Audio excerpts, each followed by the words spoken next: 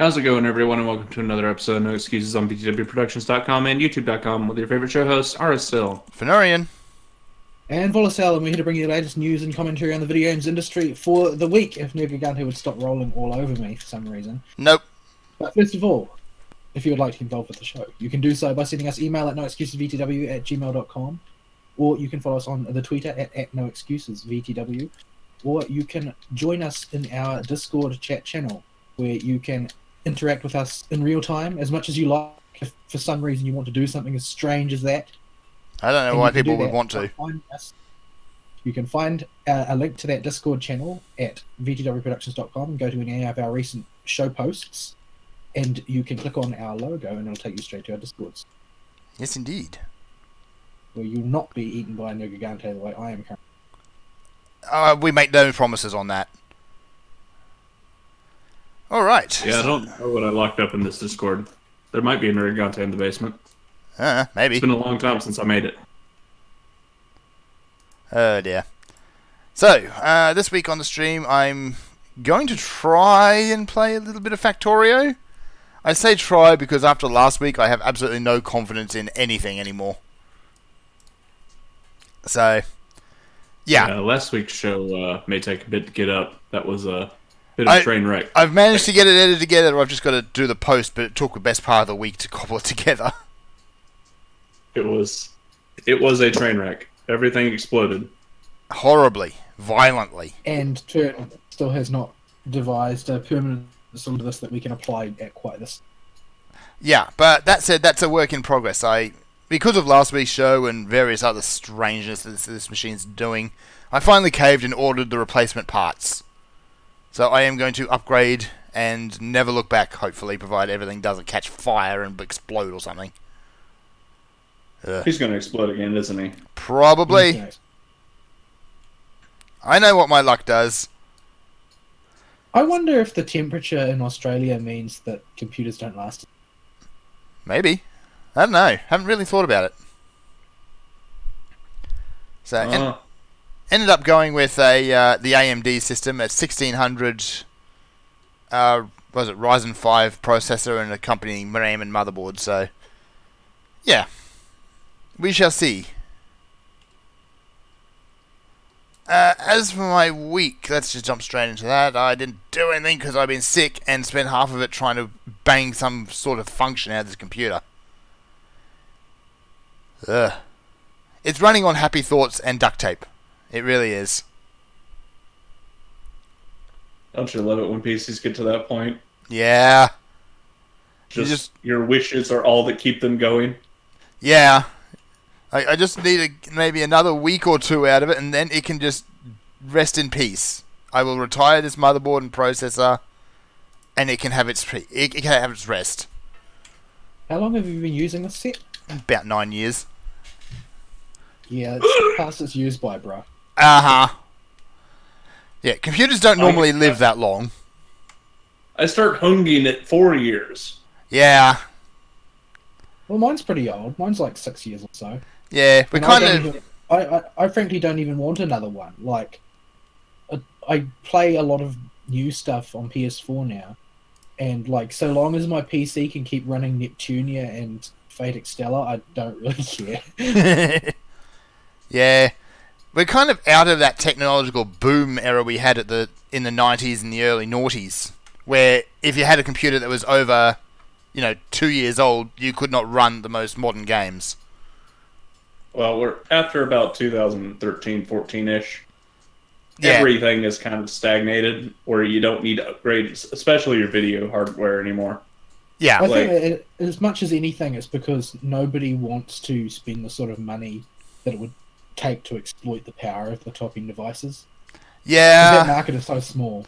Like, rummaging around looking for parts, if I could have bought, a standard set of 16 gig RAM and paid, 200, 250 for it Australian, or I could have gone and bought the same amount of RAM for some fancy new system, which seemed to show no significant advantage, for 2,500.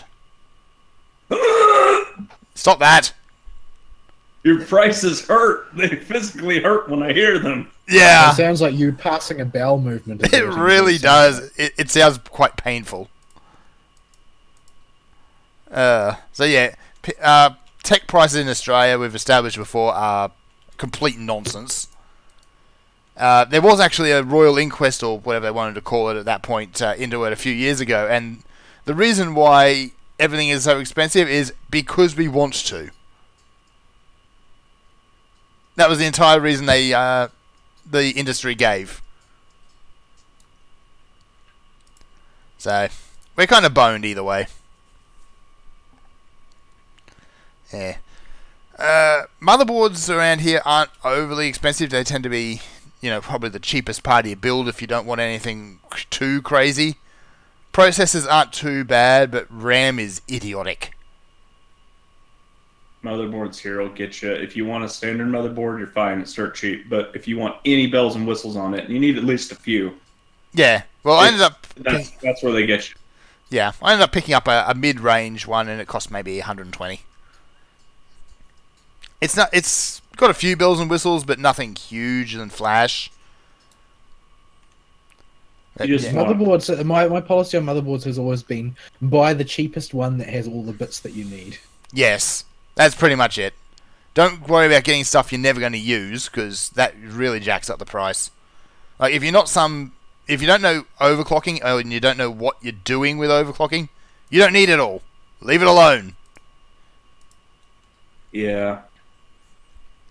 As long as you get all the right slots and all the right variable slots that you need, you're fine. Mm-hmm. Yeah, now where things really get crazy, though, aside from, grossly overinflated prices on RAM, is graphics cards. And in no small part because of the cryptocurrency market. But that's happening everywhere now. Graphics cards have always been a bug for everybody, though. Yeah. Like you can get a cheap, well, not necessarily a cheap one, but one for a reasonable price, and that'll give you a decent amount of performance, or you could pay a lot more, like 2 to 3 times more, and get a slight performance increase. Like, you don't need anything right now any better than a 1060 or a 1050. No. Period. Well, is there a class of people it's just unacceptable to them to not be able to play literally every title with every setting turned to max? There are people like that. There are people that think that way. There are people that act that way. But for the layman, for the normal computer user or the average PC gamer, there's no reason to buy anything higher than a 1050 or a 1060. No, you just don't need it. Everything will run perfectly well, and in most cases, graphics, if not at the absolute top, then one step removed from it, and be fine. Yeah. Like, I have a 1060, and I've never had a game that I didn't have to turn anything but shadows down one notch. Mm-hmm. That's it. Yeah. What else is ridiculously overpriced here? Networking hardware tends to be ridiculously overpriced in some cases. Like, you can buy a network switch for $30, or you can buy an equivalent switch for $200. And there's no difference other than brand. So, I don't know. Go figure. Oh, anything related to ISPs, networking, routing, anything is all brand name garbage. Yeah. Don't buy anything that's overpriced. That's because large buyers will buy them in bulk, so they actually don't cost very much, and they don't sell for very much wholesale. But the individual who buys off the shelf, like we're looking to buy mostly from people who don't have a storefront. Mm-hmm. People who do have a storefront don't stock the cheap one. No. Because they are to be sold in bulk to big buyers who've got an entire building to network. Mm-hmm. The people that do have just an internet site and a warehouse, they stock the cheap ones. And so that's why it looks like there's this disparity to us. The cheap ones don't appear on the shelf most of the time. Yeah. I find that's not really true here. I'll walk in the store and see the $200 network switcher, and I'll see the $30 one right beside it. Yeah, but Americans are so rich they don't care which one they pick. For the most part in Australia, we've kind of got two big markets. You've got JB Hi-Fi, which has a good mix of price JB parts. in New Zealand is like 30% more expensive than That's everywhere else. that's Harvey Norman here. If you walk into a Well, Harvey Norman is double JB. yes, it's like you go in, you can buy something online for $100, but Harvey Norman will have it for 150. And I get that they do like people to try and haggle prices, but a lot of people don't, and they capitalize on that. I have been operating under the assumption that nobody even sets foot in a Harvey Norman unless they are loaded. So Well, yeah. So yeah, We don't have that shop here. That's y'all's part of the world. well, thing. you've got the corporate monstrosity of Walmart. yeah, and Best Buy. well, Walmart and Best Buy basically make a huge perturbation in your market that doesn't exist here. Yeah, Like we've got a smooth curve up from in prices from small stores to big stores, and you've got big box chains that basically blow up the whole paradigm. Yeah. This is why we love mom and pop shops here so much. yeah, we could do with a few more of those, except they tend to get bullied and bought out. Like it's you post this big rant on our Discord about cheap TVs or something, cheap smart TV, but like that problem doesn't really exist here because we don't have so much of these big box stores that stock all these weird brands that will be gone tomorrow. Like that just doesn't happen. No, Yeah. Like in New Zealand, people buy Sony TVs. because there's nothing buy- else. They buy Sony and they buy Samsung and they buy brands that everybody knows the name of. Mm. They don't buy weird off-brand stuff that's got some strange Korean name that probably won't exist in a year and a half's time. It's not really there. You can actually find that if you go to the warehouse, but I don't know anybody who actually goes to. Yeah, I remember Yeah. the warehouse. And they got Yeah, they kicked didn't out of take off in Australia. Australia. They tried, but they kind of got pushed out. Well, the thing is that we don't really have Target here. Yeah. They also the one they built in the warehouse they put up in Townsville, they built right next to a Crazy Clark's, which incidentally has also gone bankrupt now. I don't know. Crazy. It's essentially the warehouse. Clark, who is crazy. Yeah, it's used to be our dollar store equivalent. Now we've got the reject shop, which always looks like every time I walk in there, I just want to grab a broom and sweep the floor. Every time. Do they have carpet? No, they do not. They have concrete. Usually really, really cheap linoleum tile. Ugh. The absolute worst flooring you could possibly have. I used to hate going to Home Depot and Lowe's, the hardware stores here, because they had concrete floors and it looked so dirty all the time. Yeah. I walked on one in bare feet once. You walk out black. Like your feet are shiny and black.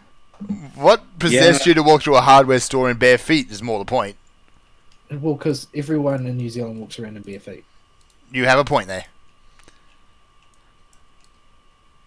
Ugh. Anywho, I suppose we should plod on with our weeks. What did I do? Nothing. I spent most of the week getting over the lurgy. Again. You spend a lot of time with the lurgy. You seem to be very fond of it. I work with the general public. It's inevitable. As soon as there's some sort of bug or virus that's getting around, I'm going to catch it because I'm right in the firing line for it. Yes, and our strange pestilence monster that lives between us and the show tubes is going to send it to me and Vaul every single time you get it. Well, I think actually I've caught it off Vaul in a sort of roundabout way. I've still got it though. Well, Hasn't gone away yet. You're not quite so lung regurgitatey today. Well, I'm still from time to time. It's just that my stamina bar now recharges. Yes. It didn't before. So, yeah, been dealing with that. Did watch a little bit of anime. It's just sticking with the same series again. Hero Aka, I called it. Everything's going to hell at the end of episode 3. Yeah, cute, happy playtime is over. That's the way it goes. Including the guy, disturbingly muscular guy dressed as a magical girl cat. I don't even know what was going on there. his power seems to be contortion as well, so I don't know, and it's disturbing to watch. Shokugeki at least justified having the amount of trains in their intro. This arc. Yeah, I was really confused initially. Yeah, it's because it's trains, and are they cooking on trains? Sort of, yes.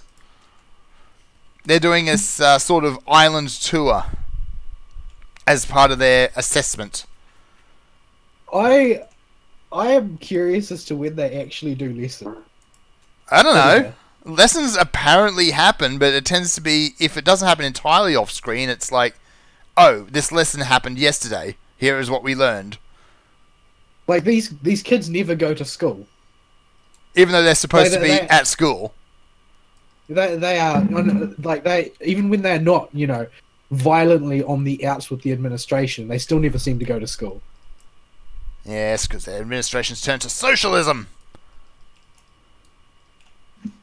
I think that there's a really sly commentary there. It really is. I don't know if it's meant to be read that way, but that's the way I read it. They spent, 2 or 3 seasons utterly demonizing meritocracy. Yeah. And then they bring in, everybody as equal socialism to show just how much worse it is than the meritocracy they've been demonizing. Incidentally, speaking of socialists, keep your Prime Minister off our TV. She's been on it an awful lot lately. Oh. Well, it's because she's a youngish female politician, and the media just can't get enough of that sort of crap. She's also nuts. She's not very good. She's not very good. No. And the thing is that she's decided, it seems, to hang her hat on the idea of basically vaguely opposing Australia on everything. Oh, joy. Well, I don't even know why. I don't know what she's hoping to achieve. Because, the reality is New Zealand gets screwed by Australia regularly in business. But the reality is that Australia is bigger and better at business. And that's the reason. It's not because they're cheating.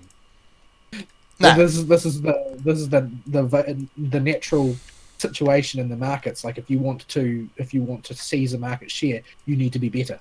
Period. Yeah. Nobody's going to do it for you. Mm-hmm. No. I suppose while we're already open this can of worms, I had our Greens leader show up on TV the other day saying that his ideal picture for Australia is everybody drawing a communal wage from the government, but it's totally not socialism. Oh, the living wage? Yeah. Yeah, they've been doing an experiment on that in Finland. Yep. To see how it works, and while the experiment is continuing to run its course, they have sort of like quietly in the background, without saying anything very much, dialed all the way back all of their plan. It's basically going to fizzle and disappear, because it turns out that when you pay unemployed people $690 a month to exist, they don't do anything. Yeah, I could have told them that. At all. Like, ever. Yeah, they'll just continue to not do anything. But apparently this is like some sort of revelation. Like, they didn't expect this for some reason. But yeah, this is the case. The living wage thing, and the fact is, you will see people refer to Scandinavia and Finland in particular for this respect all the time, saying, "Oh, well, they're doing it over there. Look how great it works." There is no evidence that it works great at all. There never has been. There's plenty of evidence to the contrary.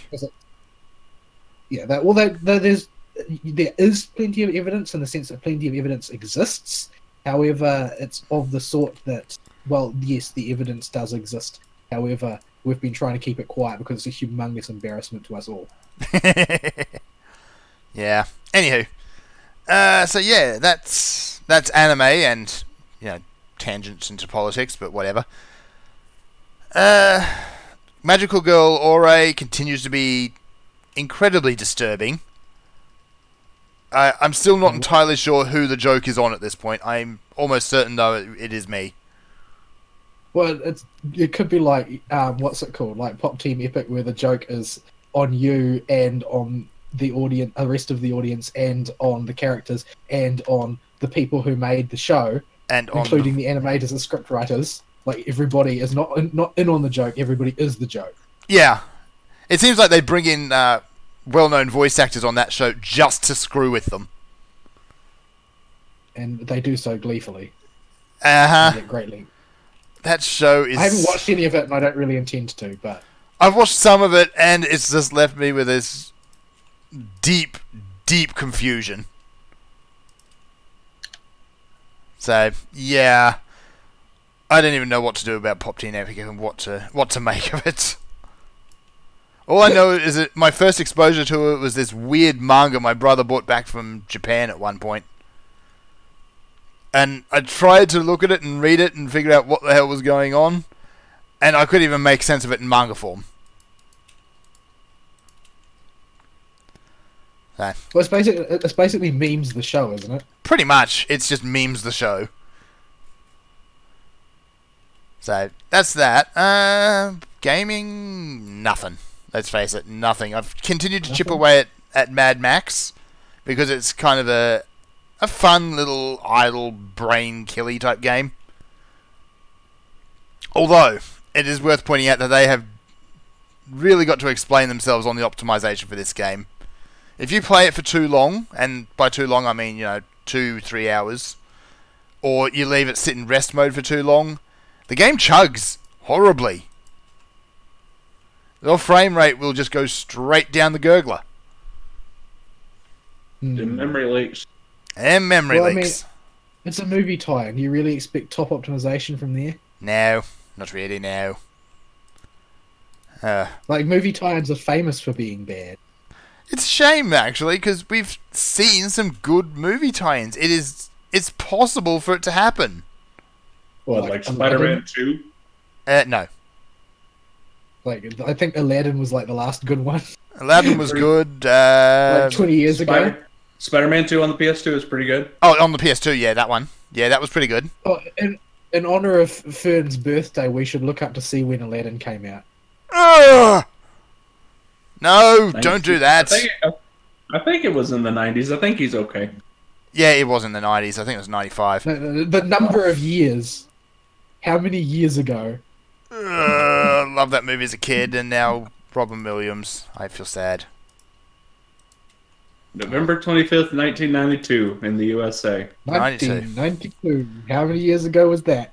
All of them. 26. Ugh. 6 years ago. I went and saw that movie in theaters when I was 4 years old, because back then, movies didn't come from the theater right to home release. No, no, they didn't. There was a 6-month gap of some VHSs. points. Yeah, eventually. Yeah, one day. Sometimes you could rent them, but they wouldn't be available for purchase. Yeah, that was really weird. That was I extremely remember that. strange. It's a strange paradigm. I remember, like, you could rent Peter Pan, but you couldn't buy it. Yeah, that made I remember absolutely no sense. I remember that being the case with Jurassic Park. Yeah. Oh boy. Different times back then. Things did not make sense, and when people called BS on it, everyone just kind of shrugged. Dear, I remember VHS. There are children alive who don't know what those are. I had my cousin ask me what a rewinder was once when I pulled one out of the attic. Why do you have a Most people didn't rewinder? own one of those. Like, video stores had rewinders. Normal people didn't need rewinders. Yeah, We had rewinders because we would rent movies a lot and have to take them back to the store, and we'd forget to rewind them, so we'd stick them in the rewinder. My mother went through a phase where, as a matter of course, she would record every film on television. Yeah, my mother did that at one point too. Here. So we ended up with the original Star Wars movies on, cheap, crappy, recorded from TV VHS. With ads. With ads. commercials. Yep, because we had that as well. Yeah. Yeah, we did. There are many movies that I loved as a kid that when I think back on the movie, there are parts of it where the scene will just cut to commercials, and I remember the commercials. Yeah. Remember the days where you could pay for satellite TV or cable TV and not get ads?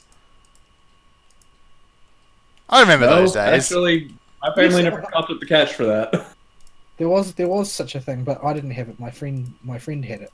Yeah. His dad worked for the company. It lasted maybe 2 years here for the general public at that point, and that was very tentative as it was.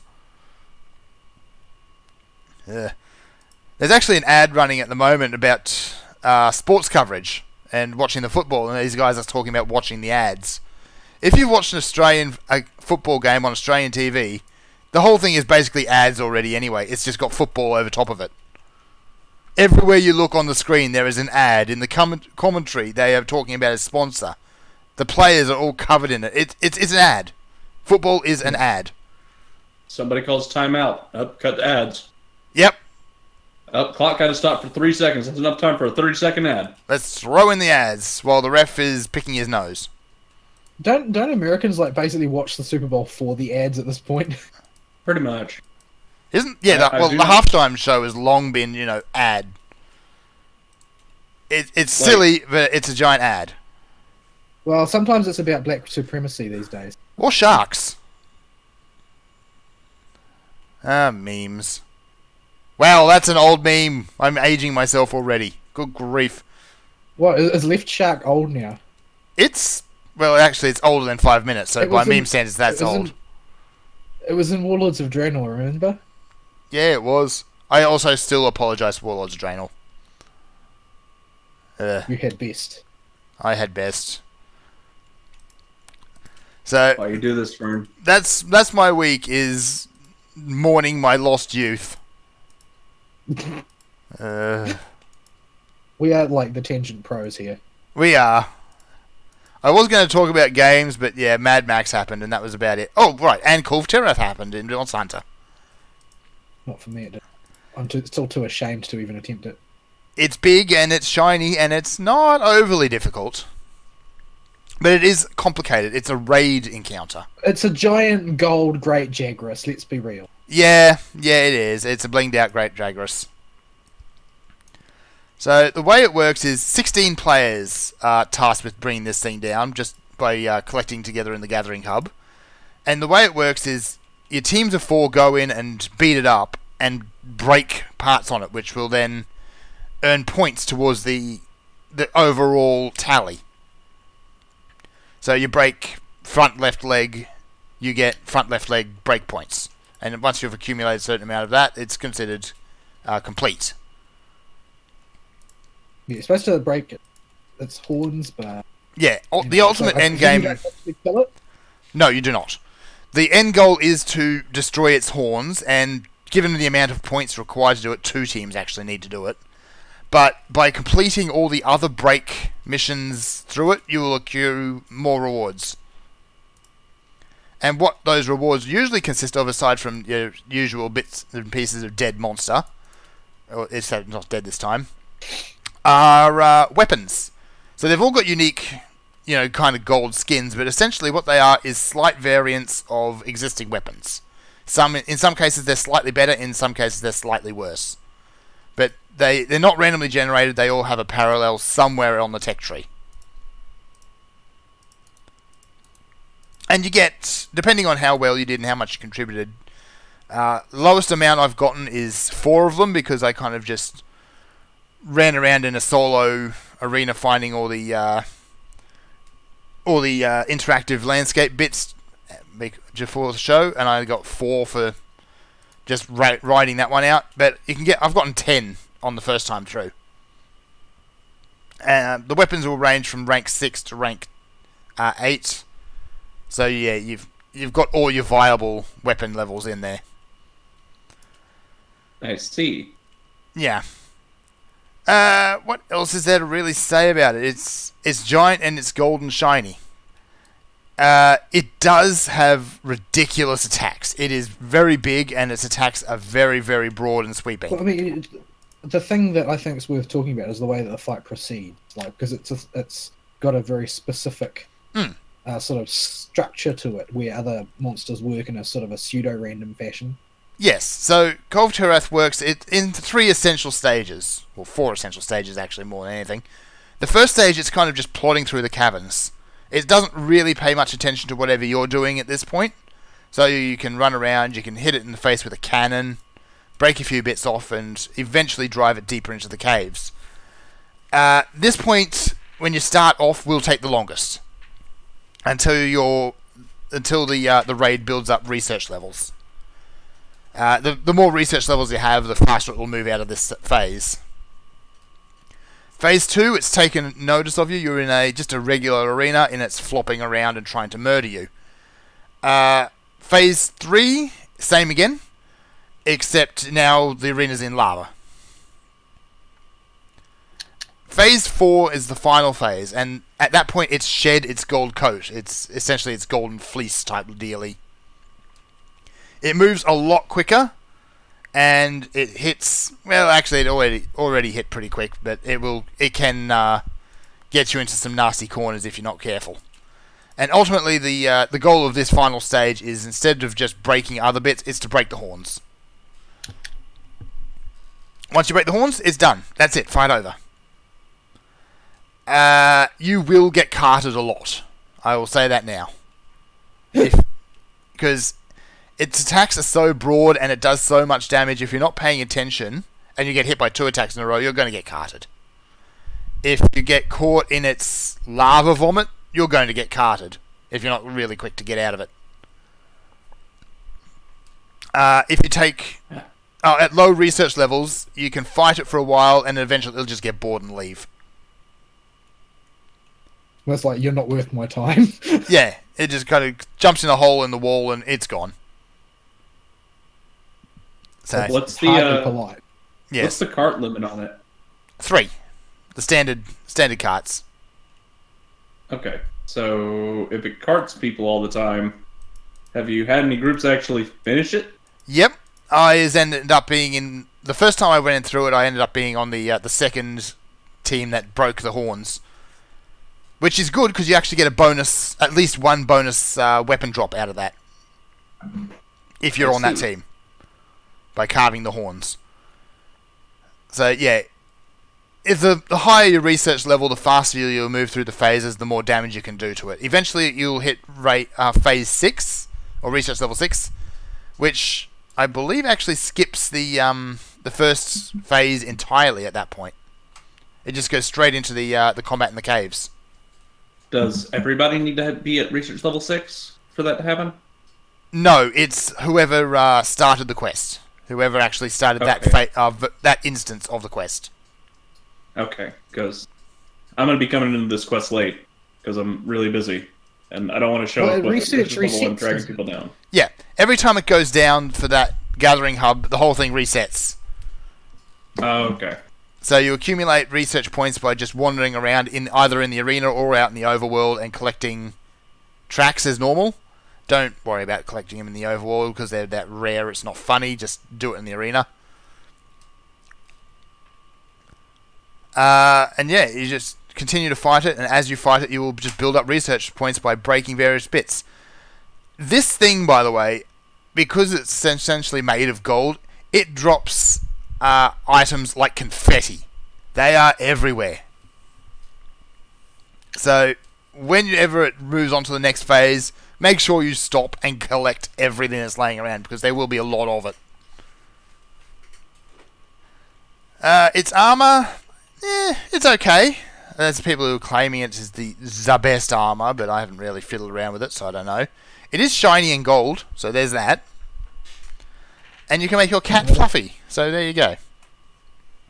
It makes your cat look like that cat from Monster Hunter Adventures. It does, doesn't it? The fat one. Yeah. Yeah. So, yeah, definitely get in there. Acrobat. Oh, you missed that, didn't you? I forget what monster she was actually fused with. It was a shiny one of some kind. Some kind of shiny. I forget. Yeah. For those who haven't seen the anime of Monster Hunter Stories or played the game, you've got the numbers, which are a group of palicos, which are genetic experiments, and they're essentially feline crossed with another monster. And it gives them superpowers. Most of them look like some degree of feline, except slightly different maybe, or an odd colour. Except for Navarro, who looks like a big-headed mutant. Except when he's actually using his powers, then he looks cool. So, the others don't change shape and form when they use their powers, only Navarro. I suppose I had to give him something interesting. Alright, so that's my week. Is the Monster Hunters and the Fate event, but I'll let Vaul talk about that.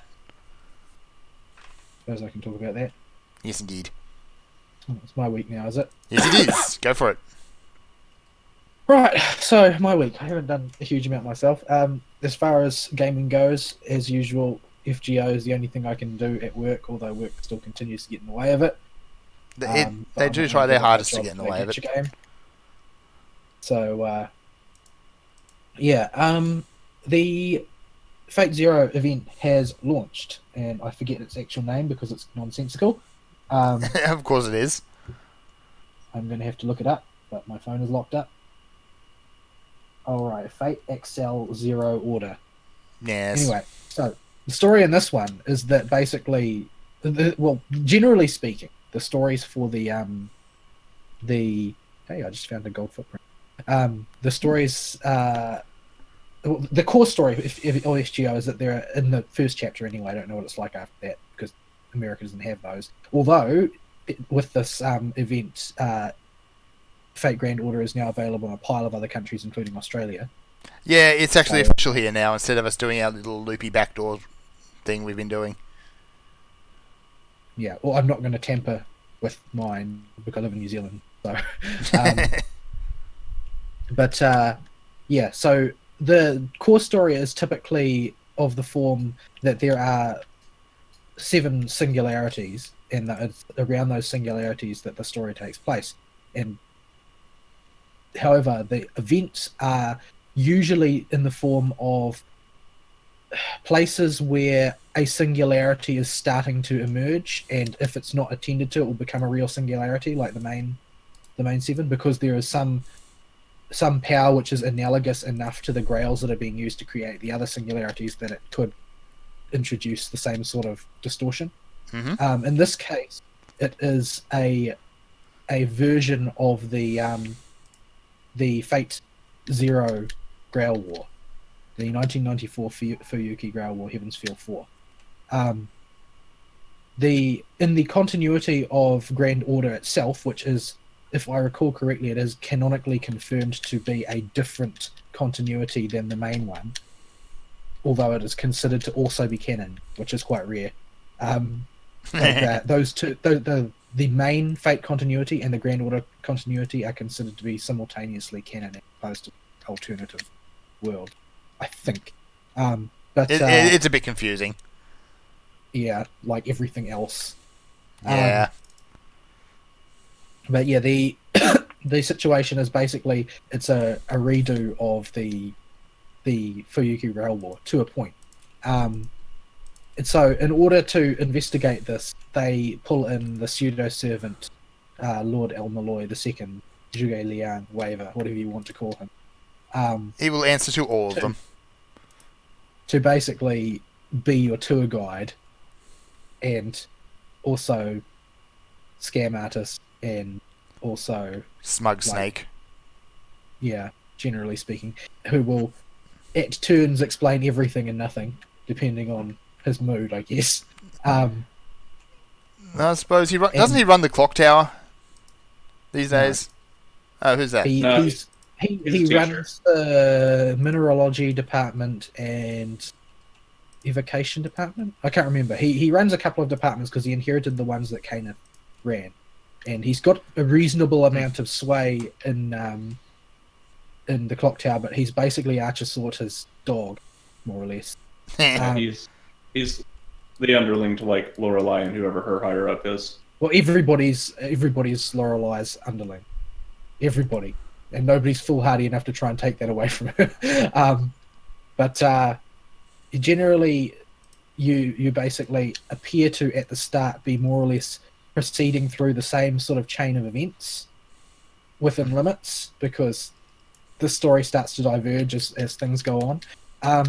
One thing that I have heard about this story is that it is written by the Ura Butcher himself. Oh, good. So everyone's going to die. Well, initially, what happened was that he went in with a big smug grin on his face, saying that he was going to make the story darker than the original. Oh dear. But apparently Nasu basically slapped him on the wrist and said, "No, not again. You can't do this again. Not in Grand Order. Grand Order's supposed to be the light-hearted one. So just stop it, all right?" And so the storyline for this one is supposedly light-hearted and has a more of a happy ending, because as it turns out, these two continuities are not exactly the same, which is of course obviously going to be the case because there was no several years older Waver running around in Fuyuki the first time round telling people things. But it is it's fun watching him interact with the characters that he knows later. Like it's funny watching him basically completely pull the wool over Kenneth's eyes, and it's especially funny watching him run into his old self the first time and how mad he is. Like the whole thing is sort of like how we've often talked on the show about what it would be like to confront your younger self. Yeah. And the sort of lessons, shall we say, that you would try and teach them. By lessons, you mean thorough beatings. Yeah, abuse that you would heap upon them, basically. Which is on full display. But yeah, it's been a fun event. It's structured in roughly the same way as the Karo no Kyoko one, albeit it uses a standard area map instead of the apartment building style one. There's no meaningful difference, but it has the same thing where you've got storyline progression, and you've got your and you've also got your mission thing, which unlocks more storyline and things. Although there's extra gating in the sense of there are certain items that you use to unlock new difficulty ranks of missions and so on and so forth, and there's a gajillion different currencies and whatnot. But the extra complexity shouldn't be a problem, since the event is going to be spread over like 3 weeks or something. Yeah, it's a pretty long timer. The case being that in Japan there was a problem with the deployment, so they decided that we'll just extend it. So because they set out with the intention of attempting to replicate the experience of the original deployment in Japan with the American version, they are not tampering with that. They're just going to keep it. Yeah. So yeah, it's normal for an event, but I do generally enjoy these events. I'm basically there for the story. The story is quite fun. It's, as I said, it's a more light-hearted story than the previous one. Although to be more light-hearted than Fate Zero is not. It's not a big demand, no. No. Everything really goes to hell. I mean, come on, they start off with child murder and go downhill from there. Yeah. Well, you can tell that the vector is to try and lighten the story out by the fact that the very first thing you do is you go on off caster. Yeah. That's your first target, is to get rid of him, because you can't negotiate with him. In fact, when you meet him, Mash actually says something along the lines of, "It doesn't matter where this guy is summoned, you still can't reason with him." So yeah, the story is clearly more lighthearted. I'm looking forward to seeing where it goes. I would like to see the participants of Fate Zero get a happy ending in at least one continuity. I mean, they've got to have one. They've earned one. But I mean, with a face like that, there's no way Kenneth will ever have a happy ending. Kenneth doesn't deserve a happy ending. He's too creepy. Yeah, but I mean, whoever they got to do the art, Kenneth, my goodness, he looks horrifying. He does, especially when he smiles. Disturbing. Yeah, he's not natural. No, but faces should not have that much creep in them. Yeah. Anyway, I just talked to a guy. A guy, you say? Loading screen. He looks stoned in the pictures I'm looking at. Like his eyeballs, his eyes look like really bloodshot and red. It's quite strange. Yes. He's stoned out of his mind. Yeah. Anyway, so I'm toddling along with that. I've made a lot of mistakes in my efficiency so far. Meh. Apparently, I found some information online about it, and apparently it is strictly inefficient to run any missions below A more than once, except we're obliged to, because the rate of seal acquisition is so low that you will, if you stop at a level lower than A and grind to get craft essences to improve your seal drop rate, you will never make up the difference. It's not. It's like, practically speaking, not possible. The best you can do under normal circumstances is break even. So you should always wait until you've got A unlocked in order to grind. That's what I heard. That's a decent sounding bit of advice. But yeah, so I don't have any A ranks unlocked yet. I'm really antsy about how difficult it's going to get, because basically because the gacha hates me and I don't have anything worth a damn. It makes it really, really, really difficult. Yeah, because everybody's got their servants, their support servants, set up for seal acquisition, not for power, because they have power in their own stable. They don't need to borrow any, and they want numbers rather than people trying to do specific missions. So I can't really get support servant help the way that I need to in order to do the difficult stuff, and that's really what's troubling me, is that I'm going to just hit the wall because I can't get help with a damn. I don't have servants with a damn. The gacha hates me and has left me in a really, really dark corner, to be quite honest. You need to be quite good at the game in order to accomplish with 2 stars and 3 stars what you normally attempt to do with 4 stars and 5 stars. And I don't have 4 stars and 5 stars, so yeah, I'm in gacha hell, and I'm seeing the absolute worst corner of it looming up in front of me. At the moment, things are fine though, so yeah, I'll just have to grit my teeth. I mean, I at a much lower level managed to power my way through some of the really tough missions in Kara no Kyokai with really underpowered servants. Like, I managed to take down a couple of level 80 missions with level 40 servants simply by borrowing the right servant and then strategizing over, well, I know that these servants are going to die. If I have them die in this order, I'll build up this much, will be able to survive this long, and so on. Like, I worked my way through it. This time, the selection of servants I can borrow is much more restricted, because everybody's got like their level 40 kid Alexander available and whatnot. So yeah, it's looking a bit rough. Hopefully things will even out, and over time we'll see more people who get, oh well, I've gotten Alexander, the adult 5-star version of him, and the whales have powered him up enough that it's going to be able to make the difference. Yeah. I swear adult Alexander has to be the largest servant you can field, though, because he's on horseback the entire time. No, I think that Artoria is actually slightly larger, the Lancer version of Artoria. Yeah, okay, yeah. I think. And there's another couple of really big ones as well. Like Darius is very, very large. Darius is ridiculous. Berserker Coup is pretty big, though horizontally. There's quite a few big ones. Yeah. But yeah. So yeah, I'm just sort of like proceeding along with that at a stately pace, since I don't have to rush too much, and I've got a pile of golden apples if I do need to rush later on in the event if I fall behind schedule, because work seems to like to do that.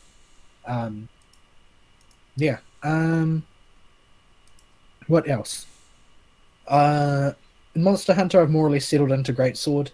The ability to cut tails off is too important. Yeah. It's because it changes the nature of the fight, and the bow just doesn't cut tails off. Like, you can do it, but on fights like Nergigante and that, it becomes unreasonably difficult. Yeah, it does. Whereas I can chop its tail off in a trice with a greatsword. So I'm working on that. However, getting the gems that I need is proving to be difficult always. So, but I'm much happier with the weapon in general terms than I am with the bow, because while I like the bow's playstyle in a lot of respects, there are certain things you just can't do with it. and I Yeah. feel like that's limiting. And I think the same sort of thing applies to the hammer. If the hammer can't cut tails off, like you say, Yeah, it then cannot. you're going to have a certain amount of limitation to what is available to you. Yeah. Generally, hunting horn and hammer have a trade-off though. They can break horns a lot easier. Yeah, I don't have too much trouble with the greatsword. Like I think the greatsword tends to break body parts, just as soon as it cut off tails. Yeah. I don't think that I've had too much trouble. The with greatsword it. tends to have the best of both worlds. Yeah, it's probably since it's probably like the poster weapon for the series, I guess. Yeah. But yeah. So I accidentally triggered the quest for Corvo Taroth. It looks like the little chatty bit. Oh, And okay. It sounds like they're discussing that somehow Corvo Taroth escaped them by stealth. Well, I don't think it was so much by stealth as she just kind of Sneaked wandered away. off. How do you sneak away when you're that big and shiny? I don't know. We Fabulous. lost the big bling monster. The giant bling beast. Yes. It is made out of sparkles. I don't understand how you lose the big bling monster. Yeah. I- Well, to be fair, the Admiral, I'm pretty much at this point convinced, has some sort of deficiency upstairs. Well, I mean, he's probably killed monsters with his head. Like Yeah. headbutting. Yeah. But, yeah. He's a badass, at least. So, I haven't had a huge amount of time to watch anime, but I have watched a few of the new anime, a few more than Fern has. I haven't been as diligent in following up on some of them. Fern has. Yes. I've watched some others, and there are some odd ones, shall we say. I've tried to steer clear of the odd ones as much as I can. Yeah, yeah. Let's see, where should I start? The weirdest one is Uma Musume Pretty Derby, which everything about it smells like gacha. Like it's everything about it suggests that it is actually a gacha game adaptation. I don't know if it is a gacha game adaptation, but it functions in every imaginable respect like. Oh dear. But basically, it's about schoolgirls who are the reincarnations of racehorses. What? And they race each other. Well, the Uma Musume means horse girls, so they're reincarnations of racehorses which have ears and a tail, and they race against each other in derbies and stuff. And Right. I suppose it makes as much sense as battleships. when Yes. they win, they sing What? like as idols on stage. Like rather than 3 people standing on the podium, the winner is the center for a 3-person temporarily formed idol unit who will perform the end of race concert. Right. Yeah, just chew that one over. They're a horse, of course, of course. Well, are they? They look an awful lot like a young schoolgirl. This actually raises some very, very dark questions, which it's left, I suppose, are best left untouched. Like, Is one of them what named happens if Mr. one of them Ed? breaks the leg? Yeah, exactly. Well, Like- one of the characters has been in physio for a large portion of the early episode, so presumably they don't shoot them. But what happens if they lose one too many times? I don't know. I guess they just lose. But yeah, it's odd. There's nothing to recommend it as a show, other than this weird premise. But the thing that sticks out is that they all have racehorse names. And anybody who knows anything about racehorse names is that they're always weird. Like, super weird. Am I still connected? Hello. Oh.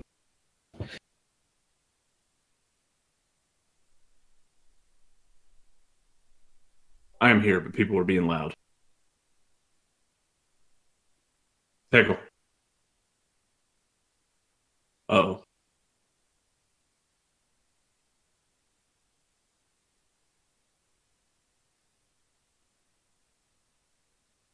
Hello, hello. Hello, Pickle. Am I back? Yeah, I think Why- you're back. I'm I don't back. think.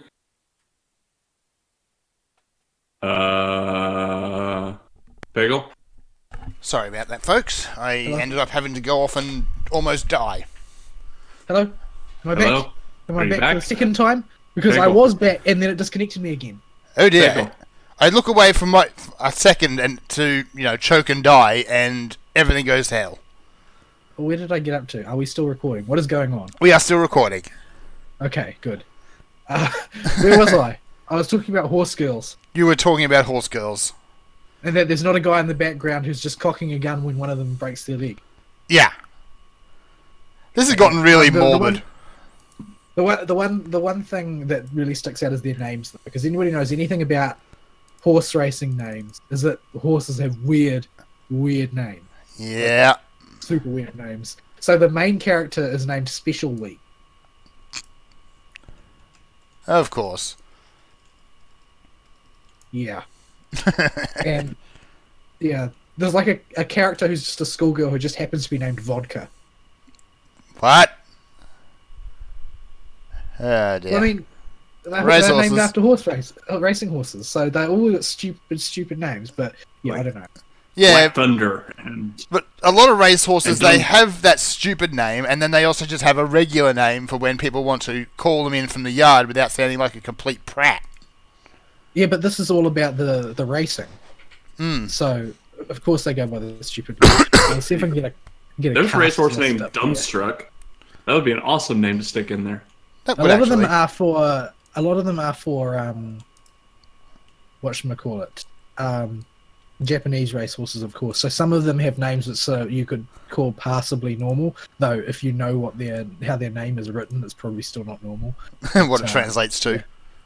At any rate, it's a very strange show in the sense of its core premise, but an entirely banal and predictable show in terms of what it actually does.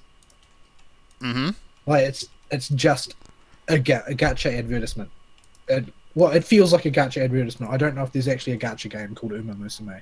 Let's see. I'll just search for it. I was thinking Uma suspicion. Musume. I've seen something along those lines at one point or another. Wikipedia. Uma Musume Pretty Derby. There's an upcoming mobile video game for iOS and Android developed by Cygames, who developed. Cygames also developed Grand Blue Fantasy, which is like a super popular gacha game. Yeah. That's a big one. Yeah, That's a so big one. yeah, it's almost certainly a gacha. It's almost certainly a gacha game. Mm-hmm. Speaking of gacha games, I watched another anime, which I'm looking for the name of now because I don't remember what it was called. Here we go. Last Period Journey to the End of Despair. Oh dear. Despite the name, it is an incredibly comic, pure gacha game anime. And like the conceit involved does not in any way cover up the fact that it is a gacha game. It is straight up. It's a gacha anime, I guess. Like there's a time where, well, first of all, they make a lot of gacha related jokes. Like the four main characters get back from a mission camping in the woods or whatever. They get back to the head office. The head office is locked up, and one of the characters suggests that maybe there was emergency maintenance, so they'll be entitled to more spins on the gacha. And eventually, like, they end up needing more firepower, and somebody comes along who offers them a first spin on the gacha free to get a new ally. And See, that's how they hook you. the thing is that you would think that, right? But rather than showing the grand power of the gacha, they immediately roll a useless 1-star and get shellacked. So instead of showing the gacha how it ideally is, they show the gacha how it actually is. Yes, bad civilization. Must just Very be bad destroyed. civilization. Yes. So yeah, I found it amusing because I live in gacha hell, so they are suffering the way I am. But yeah, other than that, it's an incredibly silly show, which, for all appearances, it looks like a kids show, but it's blatantly not. Number one, because it's a gacha game, and in order to dump vast quantities of money into a gacha game, you need a job. And Yes. number two, the jokes aren't ones kids would understand. Despite the appearance is all cutesy characters, and I've got to say, the characters are all very, very distinctive, cute character type things. Like, you can tell that they come from a gacha game where the art is very important to make them distinct, except in Idolmaster where they all look the same. Yes. There's a joke where, because the head office got shut down, is what it turns out. It wasn't under temporary maintenance. It was shut down, and all of their dudes that work for that office were busy being hoovered up by recruiters from the other offices. And there's this joke where one of there's a woman recruiting, and she says something along the lines of, "Oh, with our office, we'll be able to take you as far as you're able to go." And one of the characters protests and tries to stop the guy from going with them and say, "No, that's corporate speak for meaning you're going to be working 80-hour weeks." Well, she's not wrong. That's true, and that's funny, but no child is going to understand that joke. No. And a lot of the jokes are like the thing is that the humor goes from everything from having a group that are basically Team Rocket all the way up to jokes about being a corporate slave like that. So yeah, it's interestingly written, if anything, but I don't know how much substance. But I enjoyed it through my alcoholic haze, so I'll probably still watch a few more of them. Fair enough. What else? Butlers x Battlers. That was like the most banal thing that I've seen so far. It's about fighting butlers. I think it's about butlers that fight, because I haven't seen any obviously butler people doing any obvious fighting in the entire first episode. Instead, I saw a broad range of Bishonen acting like Bishonen and doing Bishonen things. Isn't that like the Bishy Butler? That sounds like something a Bishonen butler would do. Yeah. I mean, I just don't know. I don't know that they are butlers and to what extent they're butlers, why it matters that they're butlers, and when they do their battling. I just know that it's the Bishonen Student Council President, the Bishonen Student Council Vice President, the Bishonen Student Council Treasurer, and the Bishonen Student Council Secretary walking slowly around the school talking about how popular they are, sort of thing. Oh dear. And the main guy appears to have a deep and angsty past which concerns his sister. Oh, because of course it does. Yeah, because every male lead has to have a little sister. Yes. And the show is boring. That's what it boils down to. Like, they showed me nothing in the pilot that would make me want to watch it. I might give it its 3 episodes, its token 3 episodes, but they really have got to do something, because they failed miserably to grab my attention. Yeah, it sounds pretty crap. It's just not cool. No. It's not cool. It's not cool. Not cool. I don't know what to do with that. It's not cool. What else? I watched... what is it called? I watched Full Metal Panic: Invisible Victory. Now, I was a big fan of Full Metal Panic when it came out, but that was a while ago. A long while ago. It was like old person years ago. Oh dear. Not old person years ago, sort of like us old person. I'm gonna look up when the original one came out if I can.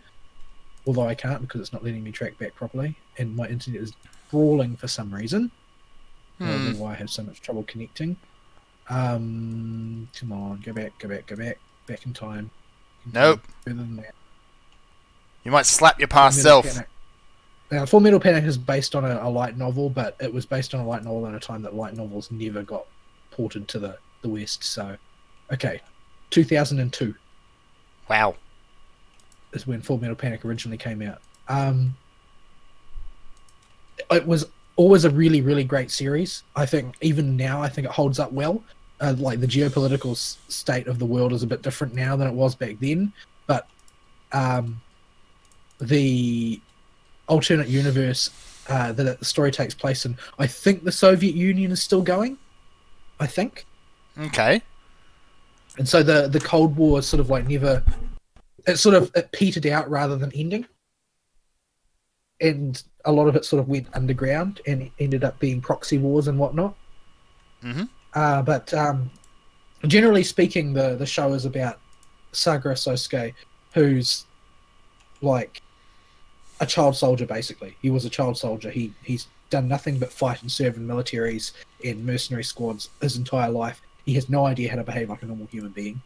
And he ends up, by the time he's a teenager, working for a mercenary outfit called Mithril, who are like the good guys, basically. We'll just leave it at that because there's not really any other way to describe a do-gooder military group like that than the good guys. They're just the good guys. That's the thing that strains the suspension of disbelief the most, probably, is that there's basically a do-gooder private military corporation, which doesn't make a lot of sense in context. That never happens. Yeah. But he basically gets dispatched to be a bodyguard to a girl at a Japanese high school called Chidori. And that's because there are a handful of people in the world who are called the Whispered, and they are people who, for whatever reason, their non-conscious brain contains a mountain of information about technology that hasn't been developed yet, and nobody really knows why. But if you can get a hold of one of these and tap it, then you can basically jump yourself up the arms race. Mm-hmm. And there are several institutions in the world that are trying to get a hold of these people, so he's bodyguarding for her. And over the course of the first couple seasons, basically they go through a lot of trials and tribulations, and eventually they fall in love, despite the fact that one of them is a total nutcase. But he sort of gets tamed by her, so to speak, and brought slightly more into the realms of normal humanity.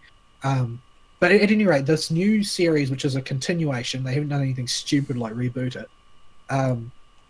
It's actually got really good writing. Like it's inaccessible if you haven't watched the previous stuff, like, because you don't know who these people are, and what's more, you won't appreciate the way the characters have changed, because their interactions are very subtly different, but very markedly different from the beginning of the series, in that you've got a very much more human Sosuke, you've got a much more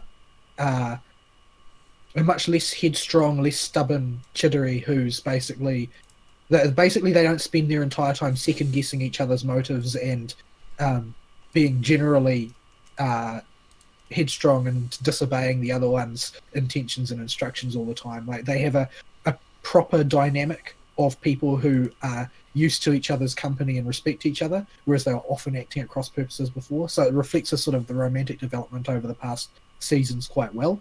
Mm-hmm.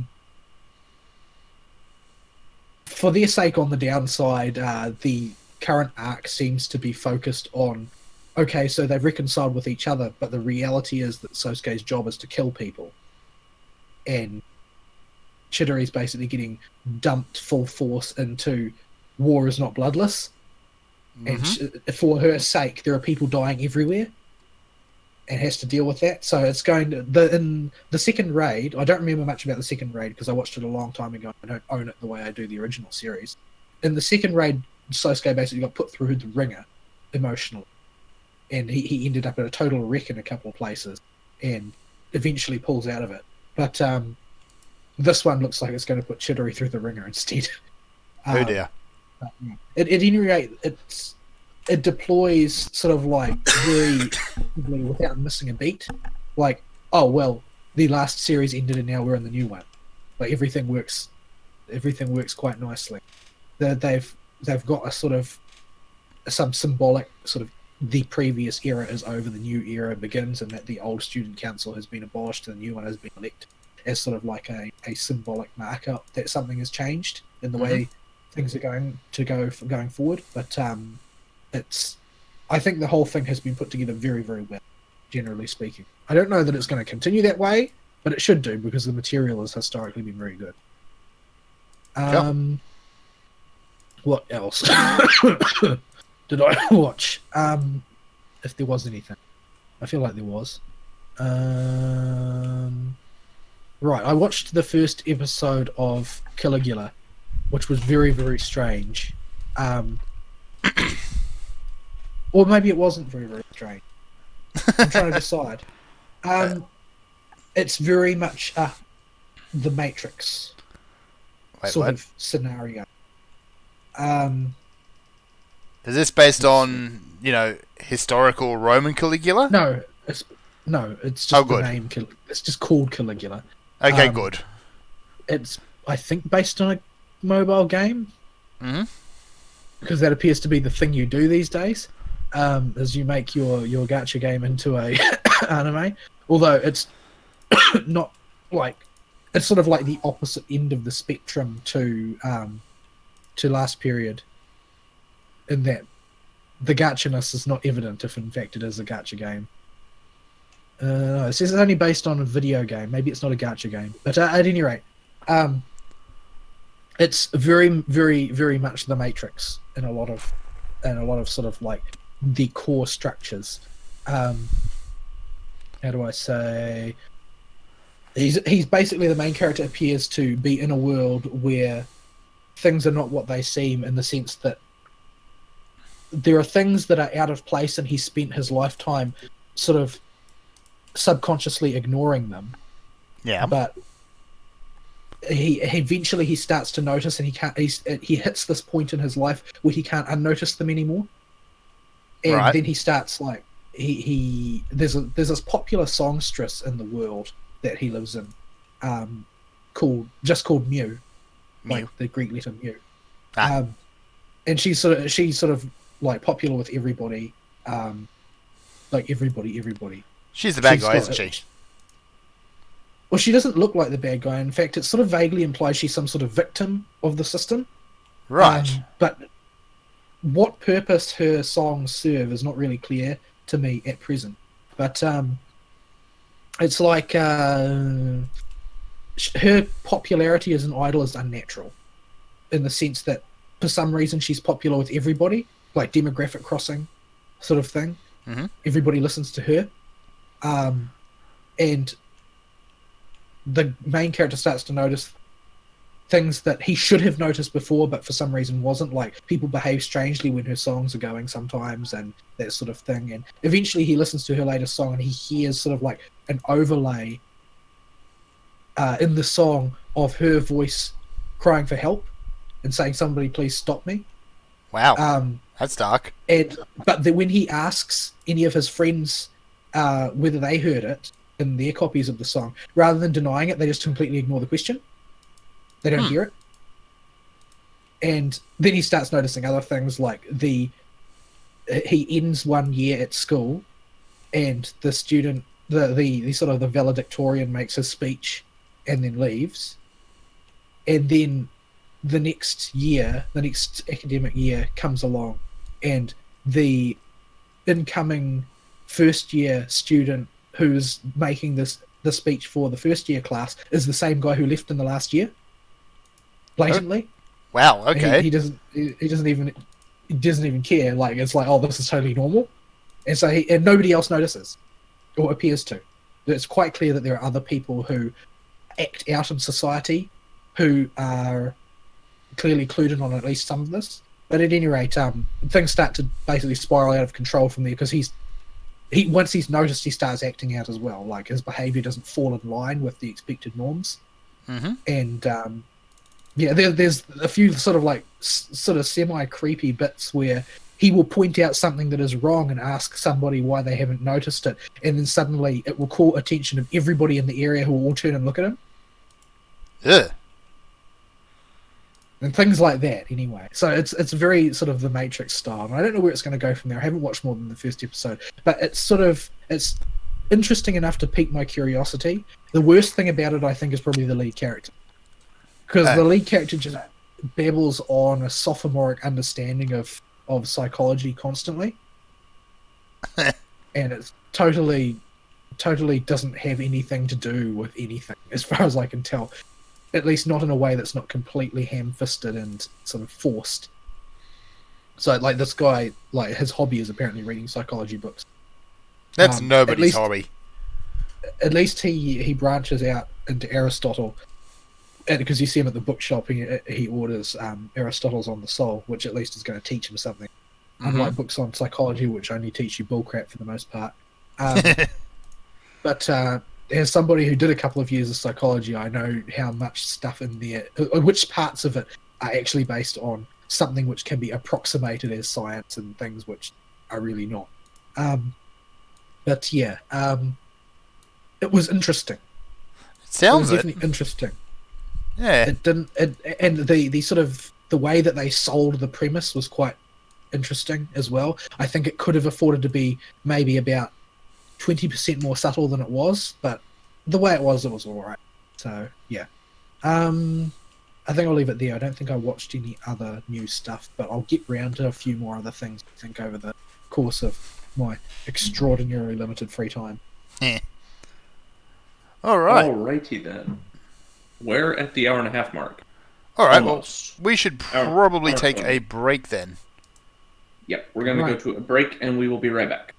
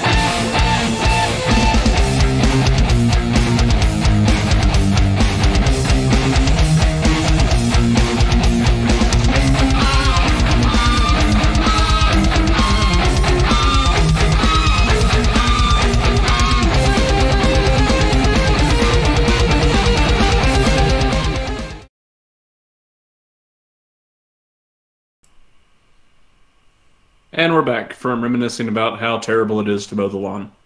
Yeah, the things we talk about behind the wall, they're usually completely nonsensical.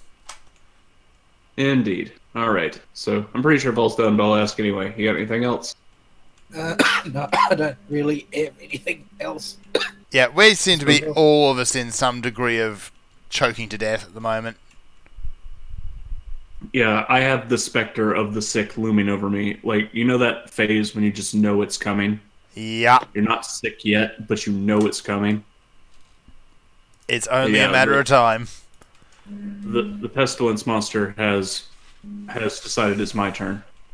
Yeah. So that'll be here probably within the coming days.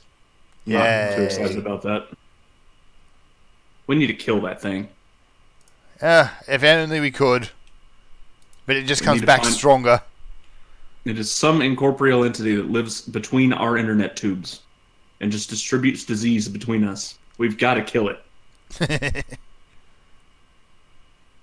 Anyway. Yeah. So my week was I did a whole lot of work.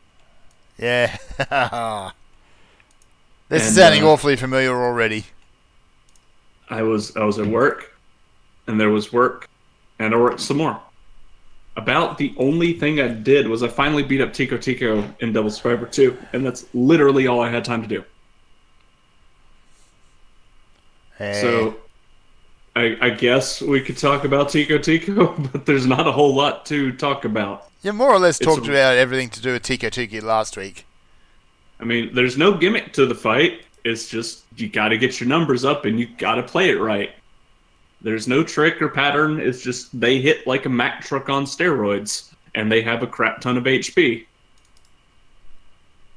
For non-gimmick, non-pattern bosses in Shin Megami Tensei games, they might be in the top 3 for hardest bosses to beat. But what didn't help was I knew what I wanted to do when I wanted to beat them up. I'm like, okay, I got the numbers. I can finally beat these dudes up. And I just could not get enough free time to sit down in one stretch and just do the attempt all at once. And I would forget what I was doing. Because I'd pick it up for 15 minutes, make a full round of turns, and then put the game down because I have to go to work. Or do something for work. Welcome to adult. It sucks here. Yeah. So finally, around later in the week, I got a chance to sit down for a good, the hour you need to do the fight. And finally beat him up, and now Devil Survivor 2 is done. Donezo. Dun, dun, dun, dun. If I really, really wanted to get the check marks for completion, I could get every ending and every route, but that's just stupid. That's what YouTube's for. Yeah. Not going to do that. Not going to do that. There's absolutely no point. No one's got time for that. Yeah. Ain't got no time for that. I'll YouTube that. It cuts out like 10 hours of work. Ugh. Although finding YouTube videos of Devil Survivor 2 or any 3DS game without somebody jabbering over the top of it is really hard, because 3DS games are really hard to record. Well, yeah, the margin for entry, or the barrier to entry for those games is very high. You need to actually send away a 3DS to get a capture chip installed. Or you have to set up, Citrus, or whatever it's called. Oh, and that, yeah. I've attempted to set that up. It is a pain in the butt. Do not bother. It is a colossal pain in the butt. I could do it, but it's just a ginormous pain in the butt. Yeah. Even if you have Homebrew already installed, it's still just a humongous pain in the butt. Yeah. So the only people who actually do stream 3DS content are people who are really wanting to make a proper go of it. Which I can't fault them for, but yeah. Which unfortunately means you get a bunch of people that just jabber over the top of the video. I'm like, I just want to watch Fumi throw laptops at Trumpeter. I don't want to hear you talk over it. Yeah. Yeah, I don't know. Like, I think that you could probably get quite a bit of viewership if you made a channel and just advertised yourself as, I'll keep my mouth shut while I play this game. That's what Omega Evolution does. And that's why I like him. Yeah, no idiotic intro, no annoying blather over the top. Like, there's a market for people who blather, but there's also a market for people who don't. That's if you want that channel is Omega Evolution. He does do some 3DS games. He has a SMT4 Apocalypse on there. Nice. And SMT4 Classic, I think. And he cuts out like all the grindy bits, all the non-plot important stuff. Any off-screen grinding, he doesn't even bother telling you that he did it, and he just keeps his mouth shut the entire time he's recording. I don't even know what he sounds like. But yeah, he did that. He has good Tales of Berseria videos that do the same thing. I love him. He's the best channel for that crap. But yeah, he did not do Double Survivor 2, so my best bet there is to go find somebody that jabbers slightly less. But yeah, Tico Tico is a fun fight. I don't recommend it to people that aren't into masochism, but yeah, it's fun. It is a really, really challenging fight for what it is. It took me from the solid attempts I got in it before my workload started knocking me over. It probably took a good 10 attempts of 40 minutes to an hour long each to finally get it down. And I had to just throw my hands up and go get Alice and Lucifer and all the best Sonas in the game to stick on my team of demons to go beat up Tico Tico. The freaky butler and his bunny girl sister. Their fusion is hilarious, though. Yes. Butler Tico just picks up bunny girl Tico and carries her in his arms. And this is their fusion. This is their final form. You can call them out on their BS on it, too. It's really funny. But yeah, that's all I had time to do. I really didn't do anything else. I did the training missions in Jedi Starfighter. Oh yeah, that was a thing. Yeah, I got it downloaded, and I did the tutorial. And that's it.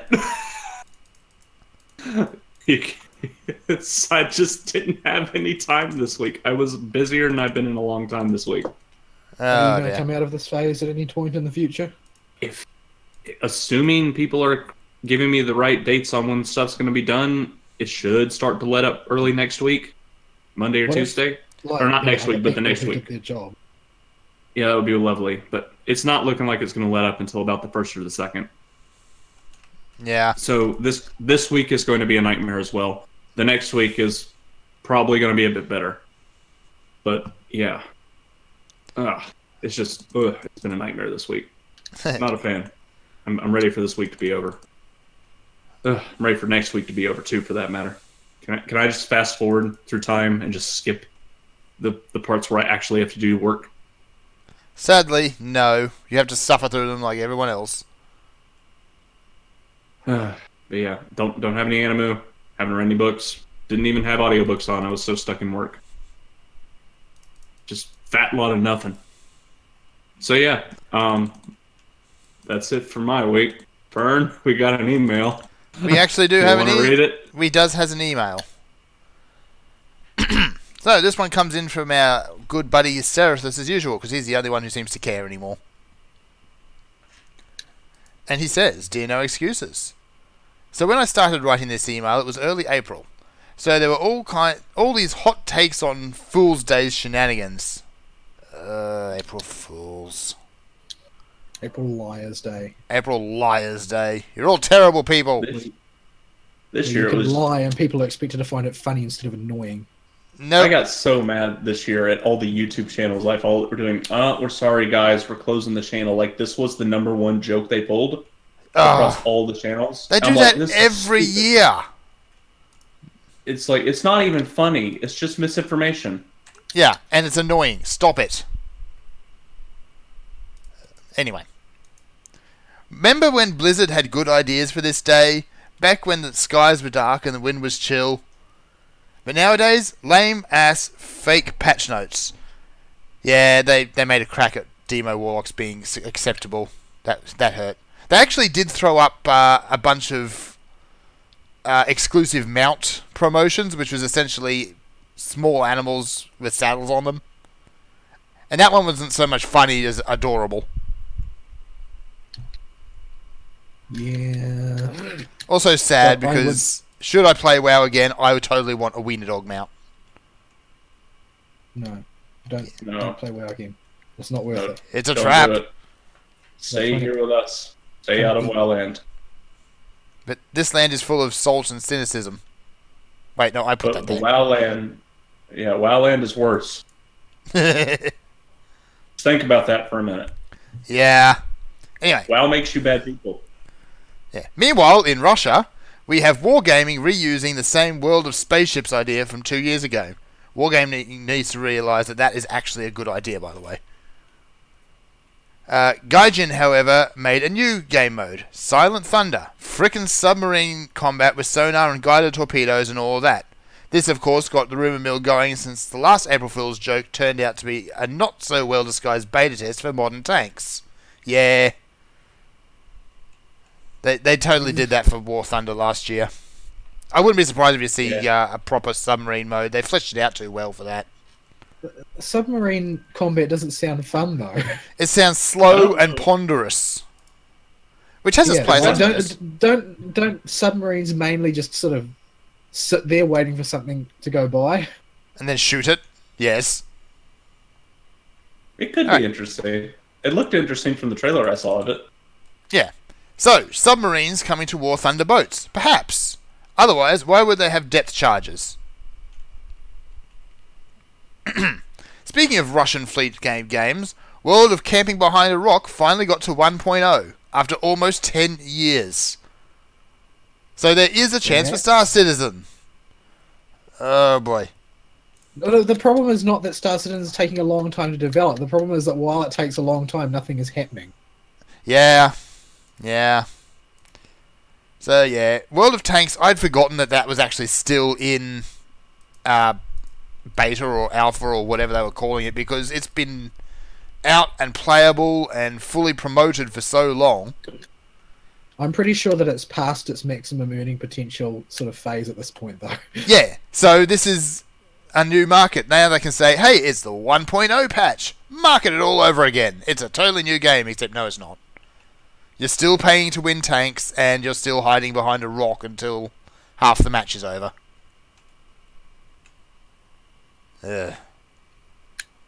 Apparently, World of Tanks. Yeah, apparently the 1.0 version still doesn't have smoke shells or dispensers, still overwhelmingly focuses on defense because attacking wrecks your accuracy and camo, but hey, it's a pretty new engine.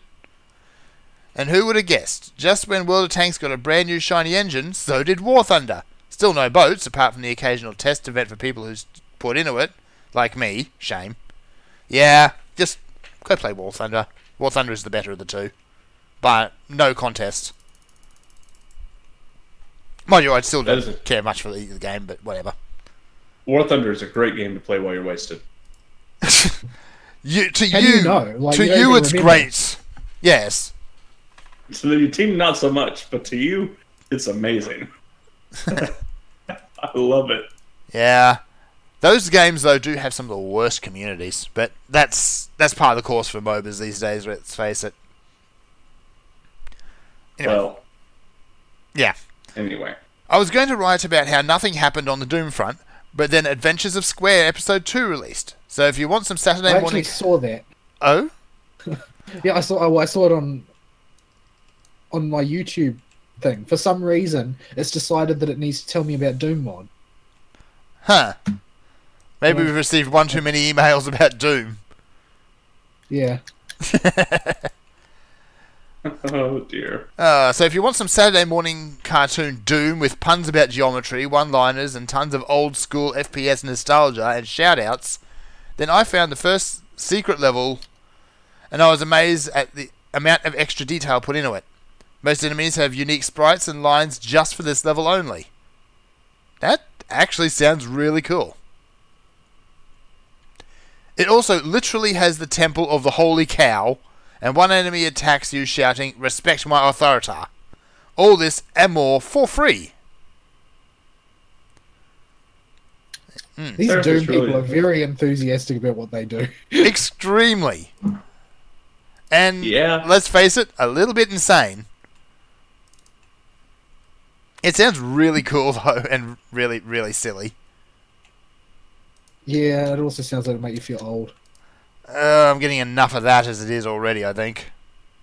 I had, 5 other topics for this email, but I think it's already long enough. One more thing. Telltale Batman Season 2 ended.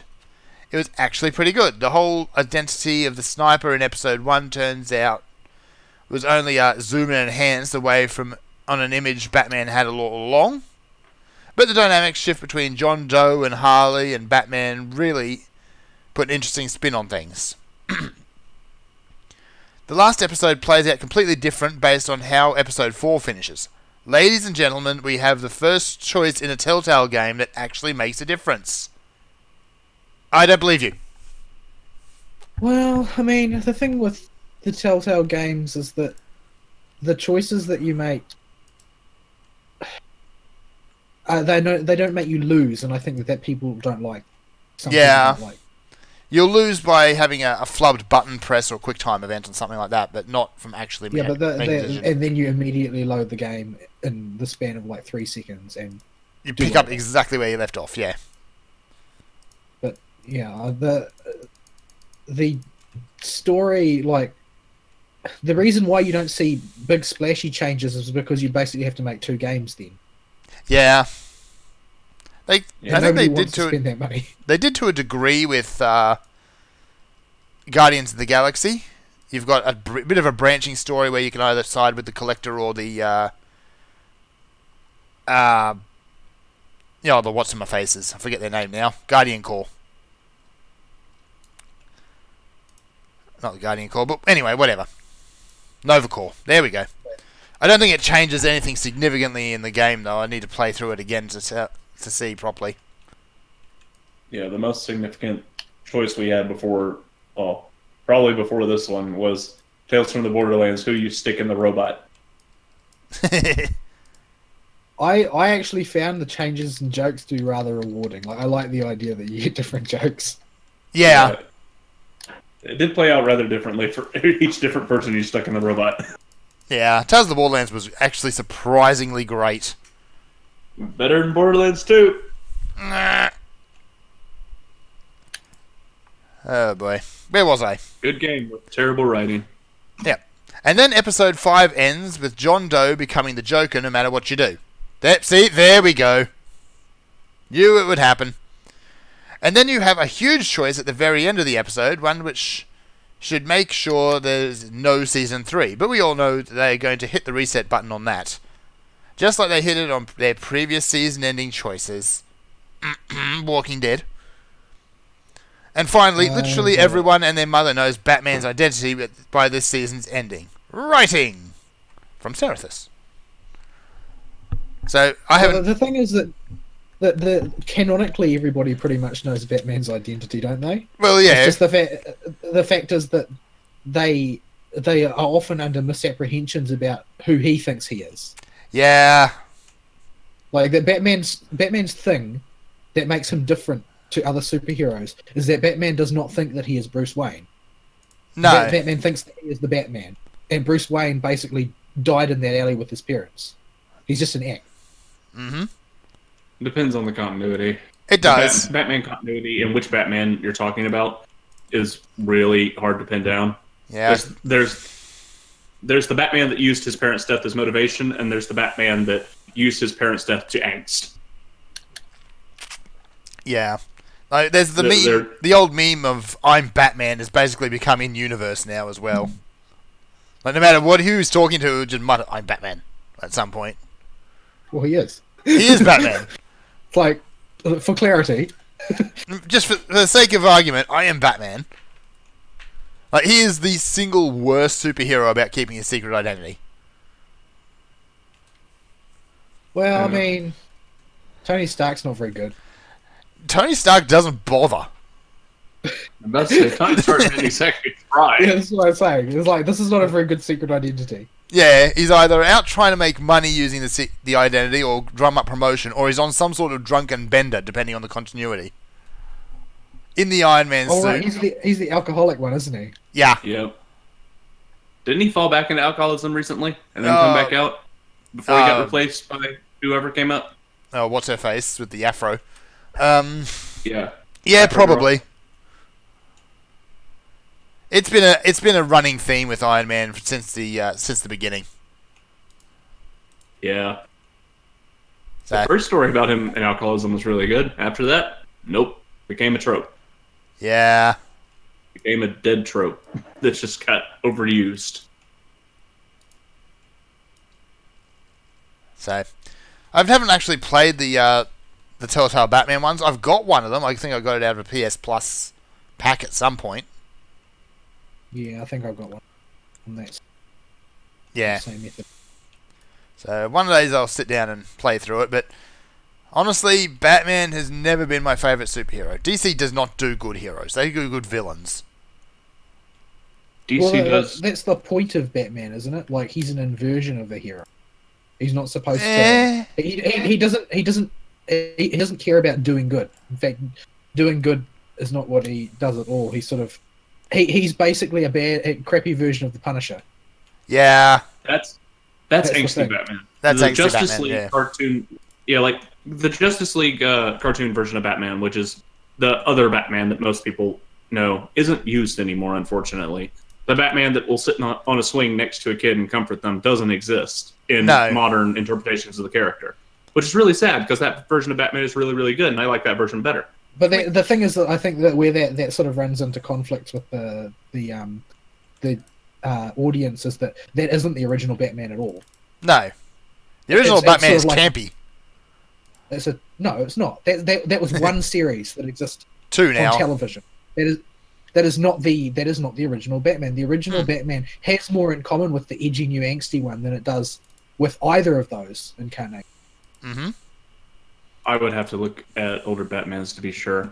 It's just until about the 2000s, you saw equal measures of the Batman that was using his parents' death as motivation and the angsty Batman. You don't see that anymore.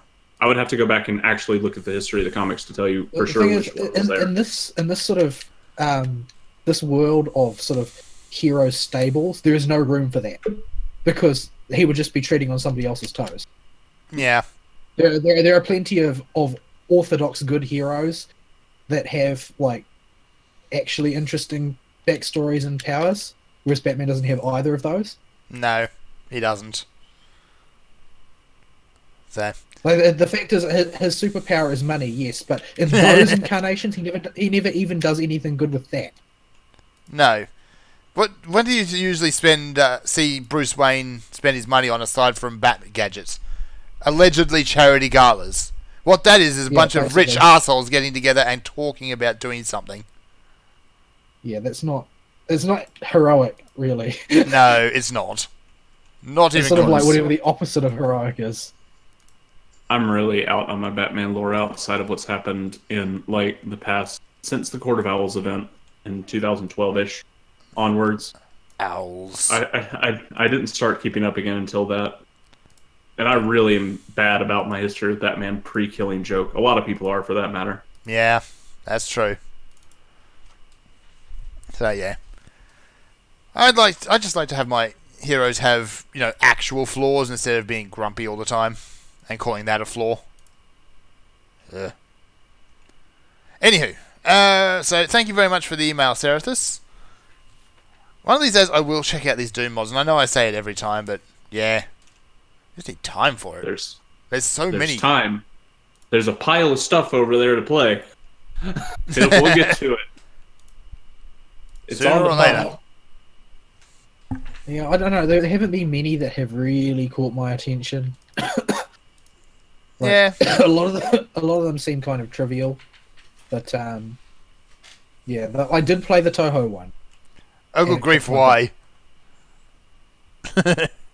Well, because it was a Toho one. It sounds like pain. Absolutely destroyed me. Yeah. Yeah. Like, I offered no meaningful resistance. It just sounds like pure pain. All right. How I described it, yes. Yes. Right, so we have some news, I guess. Yeah. We're starting to enter the pre-E3 doldrums because it's about a month away. Oh, is it? Really? Yeah. Already? Yep. But here's the thing. What time of year again? As of this week, we have yet another company that's not going to E3. They're opting to have their own presentation. And this time it's Ubisoft. Alright. Yeah. At least, well, I mean, what are they going to do? Just dance? Yes. They do every year.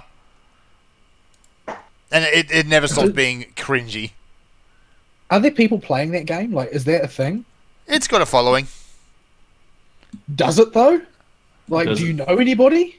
Is it a following, or is it, college age, sorority girls? Like, Well, liquid lubrication, perhaps?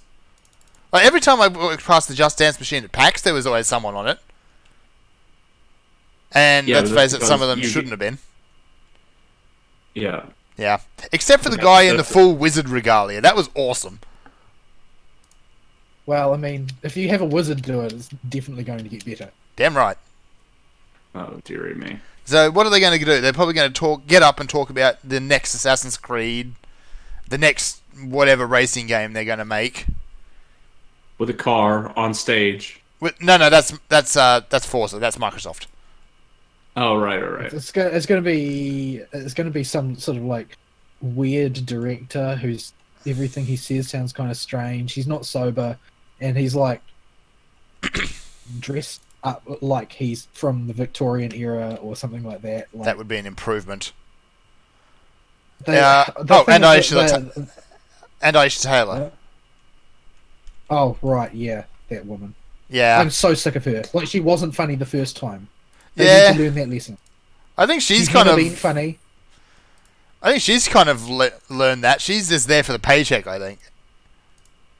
Yeah, well, you'd have to be, wouldn't you? Because I mean, she's clearly feigning at least 45% of her enthusiasm for being there at all, and she doesn't really know anything about the topic, despite purporting to do so. And she's one of those. She's just basically like every other comedian these days. They aren't Rubbish. funny at all. Yeah.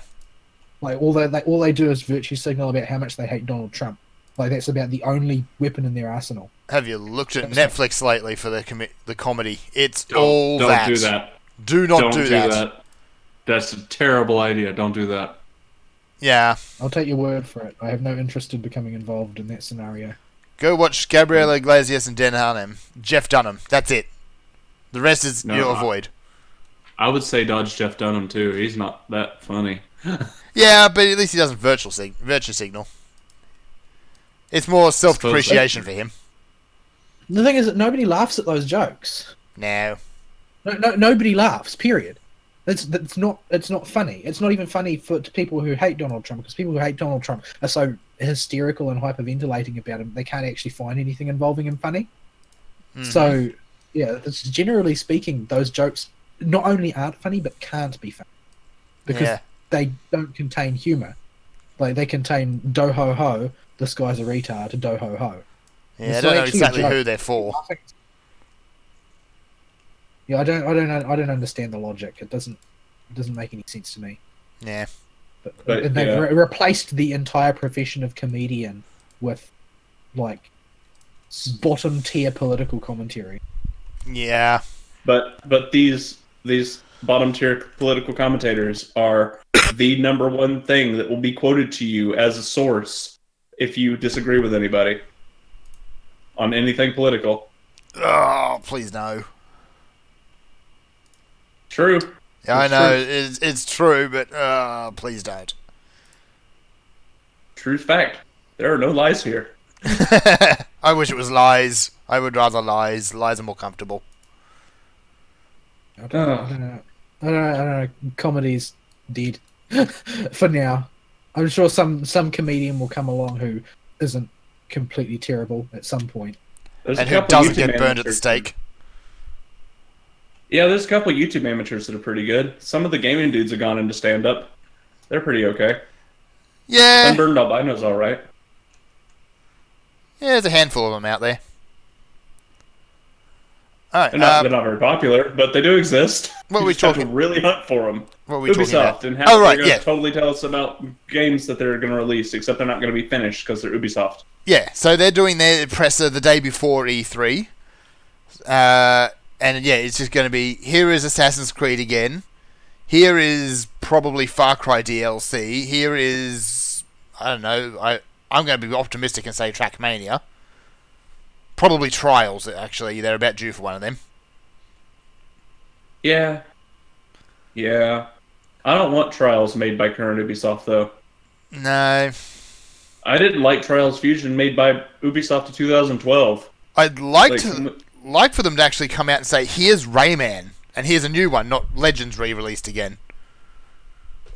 Or 'Cause Rayman When was Oranges. the last time they made one? Do you even remember how? Origins Legends for the Wii U, which it was going to be exclusive, but then wasn't. It got delayed by 12 months, and then released on everything. The Wii U did not sell anything. So they're like, oops, we gotta port this to other stuff. Well, they tried to put Uplay on the Wii U. That was fault number one. Uplay. Like, I would, if they want me to respect their little show, their headline announcement needs to be, "We are abolishing Uplay completely." We are throwing Uplay down the deepest, darkest well we can find. Yes, that'll be the fastest way to get me to pay attention. Not happening. And say you'll finish your games. If they came out on stage and said, okay, first things first, we're getting rid of Uplay. Second, we promise all the games we actually show today are going to be finished at release. Then I'd have some respect for Ubi again. Speaking of blatant lies, EA. I'm going to let one of you guys steer on this one. We got well, largely anyway. We got a press release from EA about Battlefield 2, or Battlefront 2. I can't steer on this one because I didn't read that one. Oh dear. It's alright, so it's if this is what I think it is, let me pull up the article again to be sure. Yeah, Yep. So this is a whole lot of vaguely worded garbage, corpse speak for we got caught. Oops.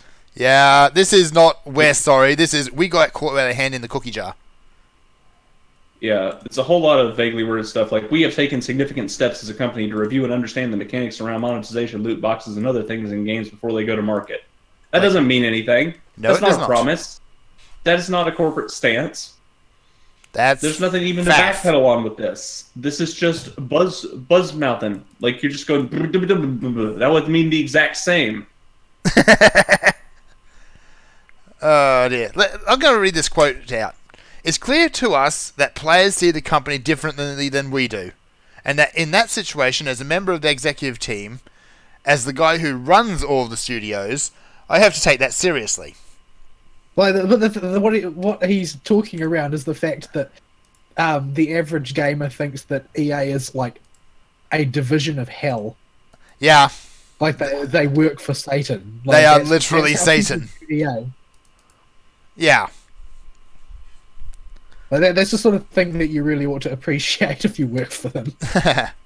And this goes on. And we have to continue to listen and understand what's triggering that. We have to be very cautious of what we do. See, no, this is blatant lies as well. EA knows exactly what they're doing, they just don't care. Yeah, like, well, if they were, what they are, when they say caution, they mean exploit people to the absolute maximum without getting in trouble with their shareholders. Yeah, like they've done this before. They'll push the boundary, find out where things start to break, where their customers start to rebel, I guess, and then they will move back very slightly and stay there for a while. Since people will then say, oh, it's not as bad as what they had before, it is an improvement, yay us. And then they do it again. This all reads like, uh-oh, they called us out this time. All right, we need to lay low for a bit and then do it again. Yeah. Like at no point do they consider not doing. Yeah. I think that's the sort of thing that gets on people's nerves, is that they don't even think about not trying to scam people. Yeah. Here's some blatant lies for you. We have to take action and show people that we're serious about building the best possible products, that we're serious about treating the players fair, and we're here to make the best possible entertainment that we can, and in the cases where we don't get it right, we just have to listen and learn from it to be better. To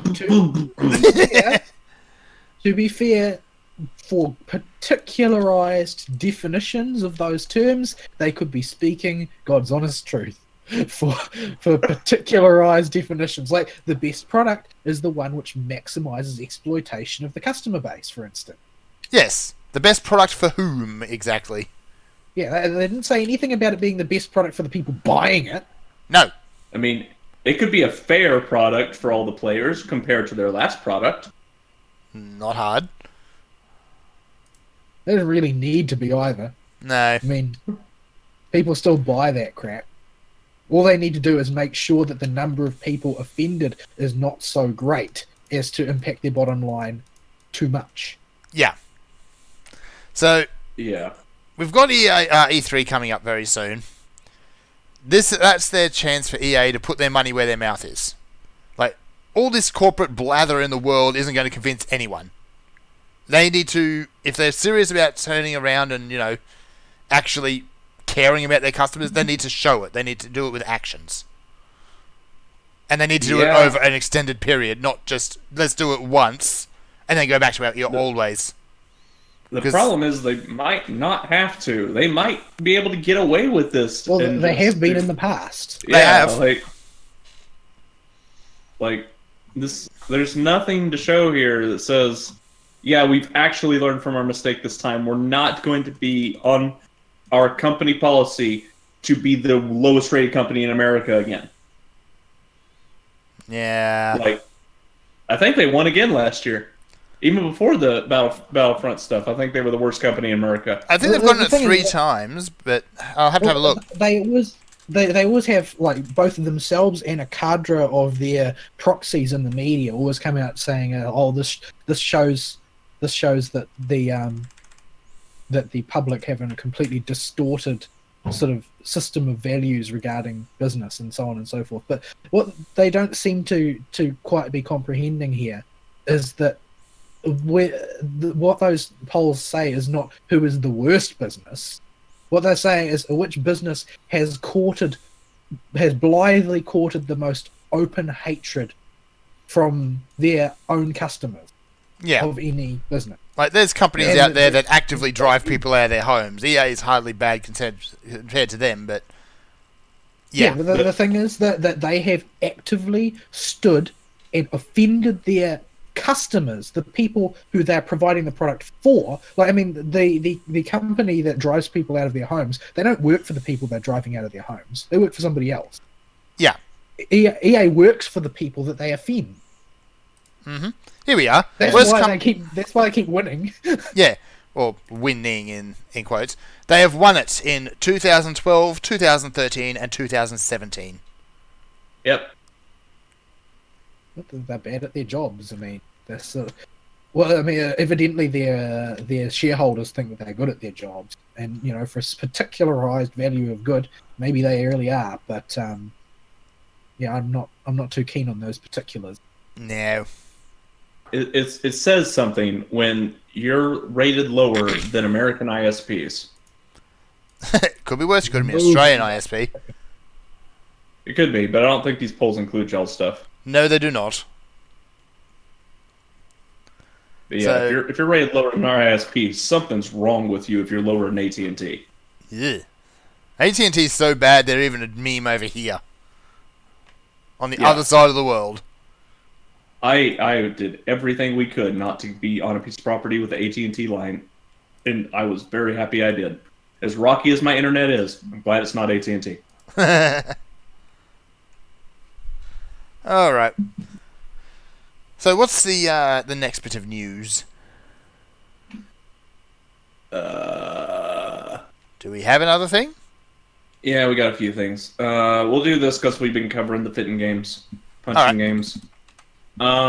New fighter for Dragon Ball FighterZ is announced. Fuse Zamasu, which, honestly, looking at his gameplay, looked like he had just a lot more of the Goku Black BS. So, yeah. Well, I mean, to be fair, Goku Black BS is super popular. And he is essentially Goku Black again. Yeah. 8-way directional movement, supers you can use on the ground and in the air for both level 1 and level 3 variants. Like, we've seen this before. It's the reason I run Goku Blue on my team. because of that Goku Black. Who is actually a different person. Because Dragon Well. Ball doesn't make any sense anymore. Kind of. Sort of. He's Sort half of. a different person. Yeah, it makes sense in context. Kind of, not really. I don't know. He got killed by Trunks' Spirit Bomb sword. Oh, yeah. Just remember That's that. the thing. That was the thing. Trunks got the Spirit Bomb and gathered it in his broken sword and cut Zamasu in half with it. Spoiler alert. Spoilers in Dragon Ball. Or No. spoiler alert for the arc that everybody tries to forget. Yes, that one. Yeah. Nobody likes this arc. The only part they like in this arc is Vegito shows up again. And they retcon the Factorio fusion. It now only lasts 30 minutes unless you're a god.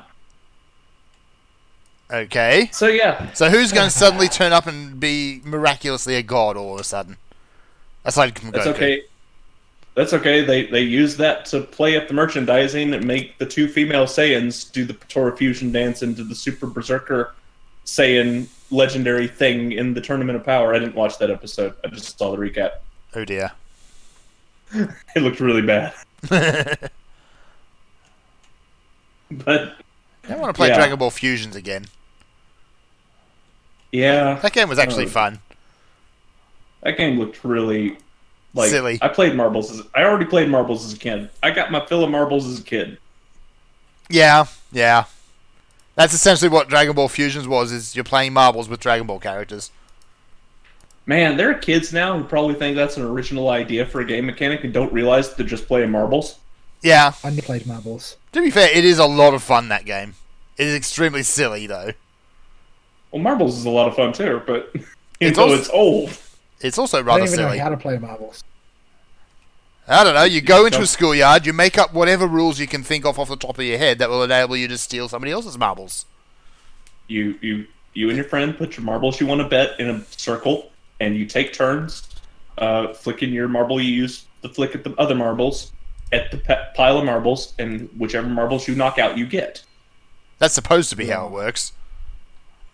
So it's like Pogs, sort of. Pretty It's a much. different mechanic. Yeah, except you flick instead of a slammer, you have a marble that you flick at other marbles. Yeah. Oh, but yeah, Fusamasu, new character. It looks broken, but we won't know until it comes out because that's the way these things work. But Yeah. impression, Supers in the air and on the ground is a really big deal in Dragon Ball Super. Zamasu can do both. Zamasu has the ability to do full screen shenanigans, which is also really good in Dragon Ball Super. That's a little scary. His normals don't look bad; they look fairly passable, especially his air to ground ones. I'm looking at running some character to counter him again if he becomes popular. Yeah, you should Well, probably he's do going that. to be new. Of course, he's going to be popular. Yeah. He's Well, going to be... we got Broly, and Broly's on everybody's team right now, and I love it because everybody that plays him is an idiot. Well, that's fitting, because so is Broly. Like, people play this big, slow, dumb character that hits really hard, but can't do anything after it doesn't move.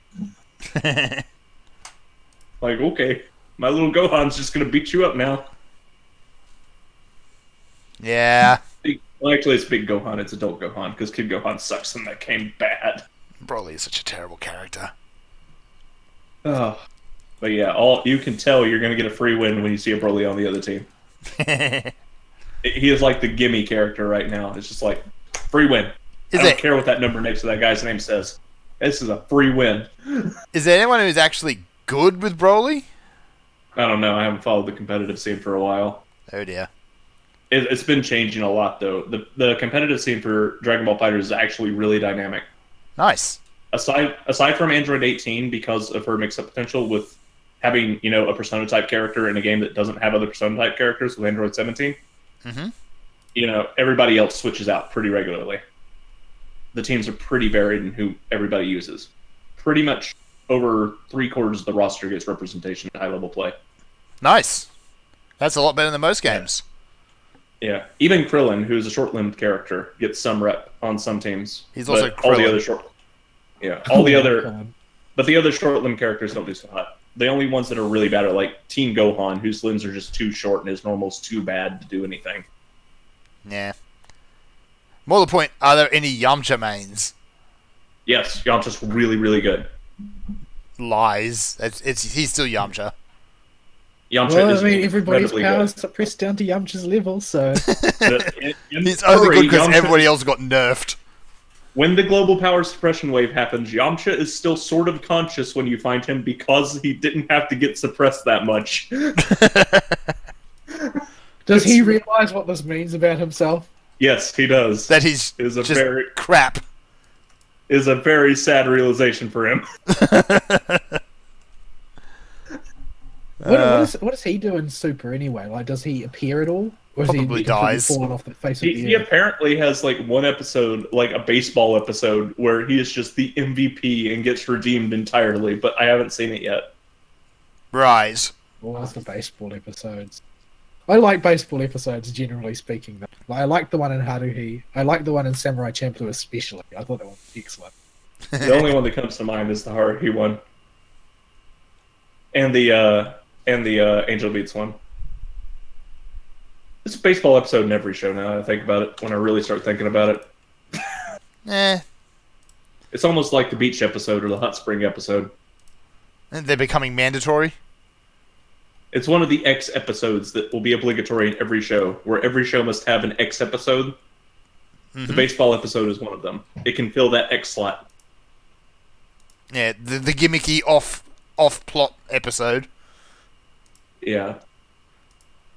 Well, in Angel Beats, they made it pretty core to the central character's plot. Right. I've never rewatched Angel Beats. I just don't think that I've got it in me. Like, it's a story whose happy ending is so abstract that I can't actually feel happy about it. I just really like the music in that series. I bought the OST twice. And when you sort of like stridently disbelieve in reincarnation, like reincarnation as a happy ending sort of loses a bit of its gunpowder. Yeah. Oh, dearie me. So yeah, that's a thing. Somebody else want to take the next one? Yeah, I've been talking for a while.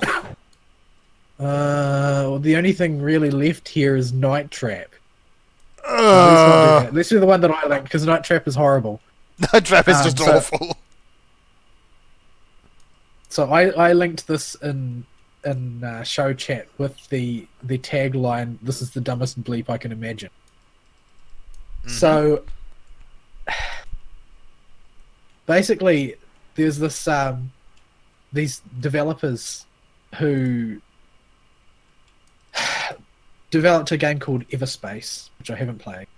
I have. Sci-fi shooter. Is it any good?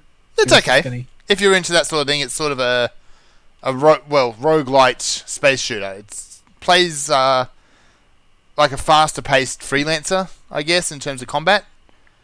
But you're going to die, and each time you go through, you unlock new things and new places to explore, which lets you go a little bit further. That type of dealie. Right. Well, at any rate, the co-founder, Michael Shade, of the company Rockfish Games that made it, was speaking at the Reboot Develop conference in Croatia. And he said that they tried basically to use YouTube influencers basically to promote the game. Mm-hmm. And they contracted 20 of these with up to €5,000 an hour in order to do this. Not a small amount of dosh. No. Not at all. Euro worth a lot. And he said out of those 20, only 3 or 5 of them even worked out at all. And the rest were barely okay or just a disaster. Basically, there's one guy, he says his opening line was, "I have to stop playing Destiny 2 now because I'm on a sponsored stream to play a space game and I don't like space game." And then he basically played like a moron. Ironically enough, he's playing Destiny. The original language is stronger than that, but he played like a moron and was really, really bad at the game. Like, basically, the influencers who, well, I put them in inverted quotes, influencers working with these agencies, basically, the agencies don't do jack. Like, that, even more slipshod than pro gaming. Yeah. Organizations. Like the whole thing is basically a uncoordinated disaster from top to bottom, and these guys were burned by it pretty severely. So basically, the problem here is that agencies have no standard. Rather than being an agency, they are basically just I know a guy who X. Yeah. Is the long and short of what they do.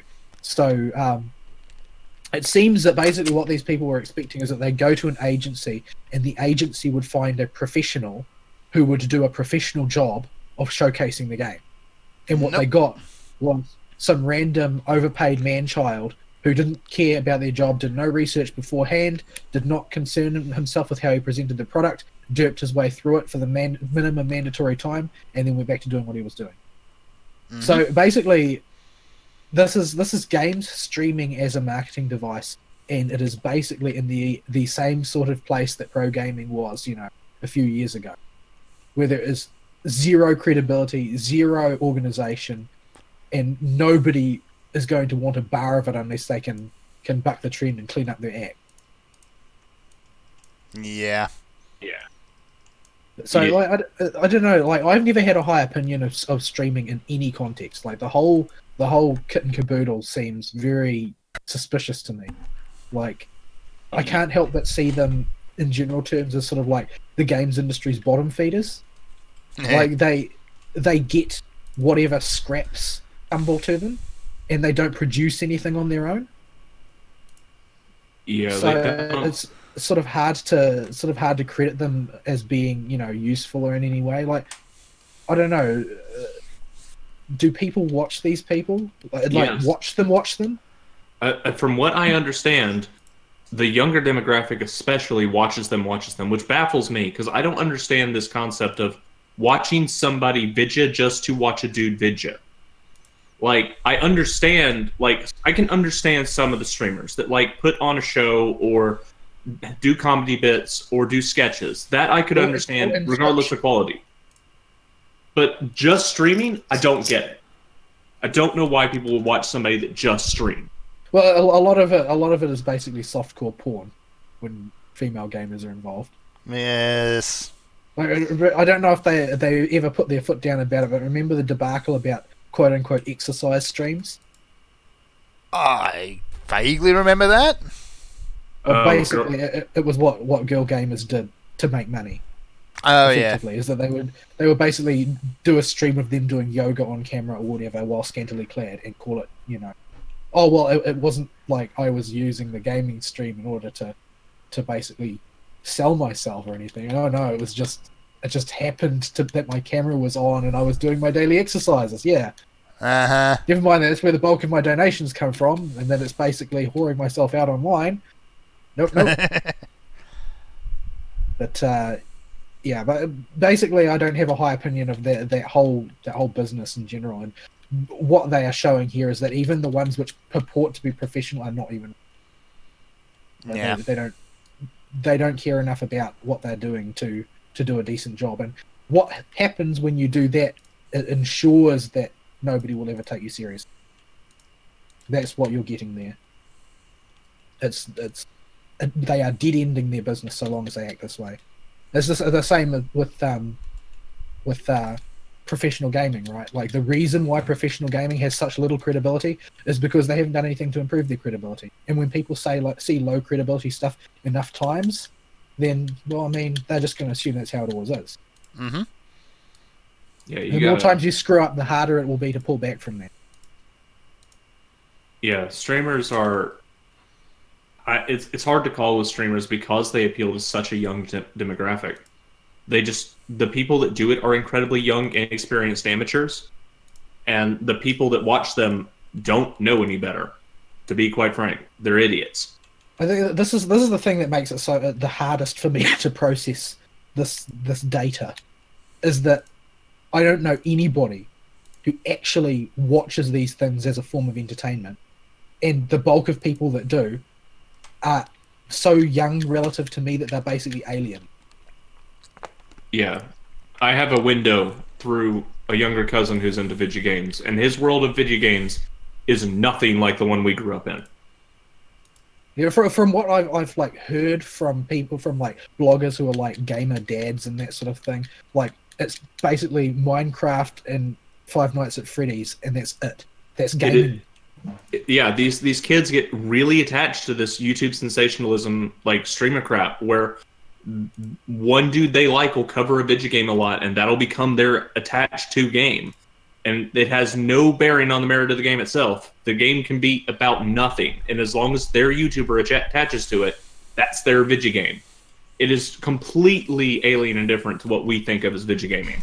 That's a really weird form of hero worship, because you don't actually have to do anything. Yeah, the people that they attach to have nothing on their own merits. I antagonize these people all the dang time. These YouTubers. Particularly Matt Pat. He's my favorite punching bag. But he targeted Persona. You don't do that. Yeah, you like, do not do that. Is this like pro wrestling or something? Like, is there like inter-streamer politics that people watch for? I'm not into the scene very much. I'm looking at it through a window, but from what I can see, not to my knowledge, it doesn't appear that way. When drama pops up, it's a big deal. And it only pops up about once or twice a year.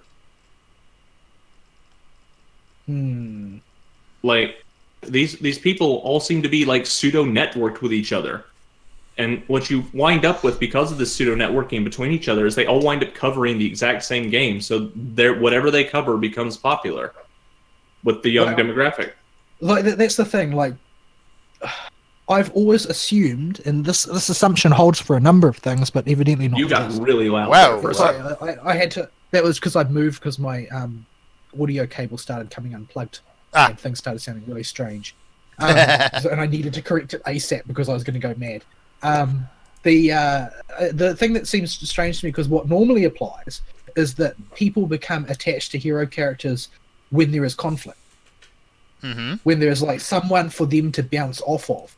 But most of these streamers don't seem to really interact with anything. Yeah, this seems to be just a case of being able to form a limited, low-interaction community for the most part, which is really weird to base it around one person. It'd be like if WC Radio was based entirely around TB. Well, if you talked to the people who were like TB super fans, it was. Yeah, but like I said, a lot of their traction that the TB super fans had was basically talking about how TB was better than everybody else. Basically, like they built conflict out of that. Yeah, it's just this weird world we live in where this younger generation growing up doesn't have anything close to the perspective we did. Their brains work totally different when they process entertainment. Are we just showing our age? Well, the thing is that this is a natural shift. Like, not only do I not know any kids who are like amidst this particular new gamer culture, if you even want to call it a gamer culture, since they don't seem to play games very much. I don't know anybody who exists on the line where one became the other either. Like, I don't know who's suffering from more culture shock.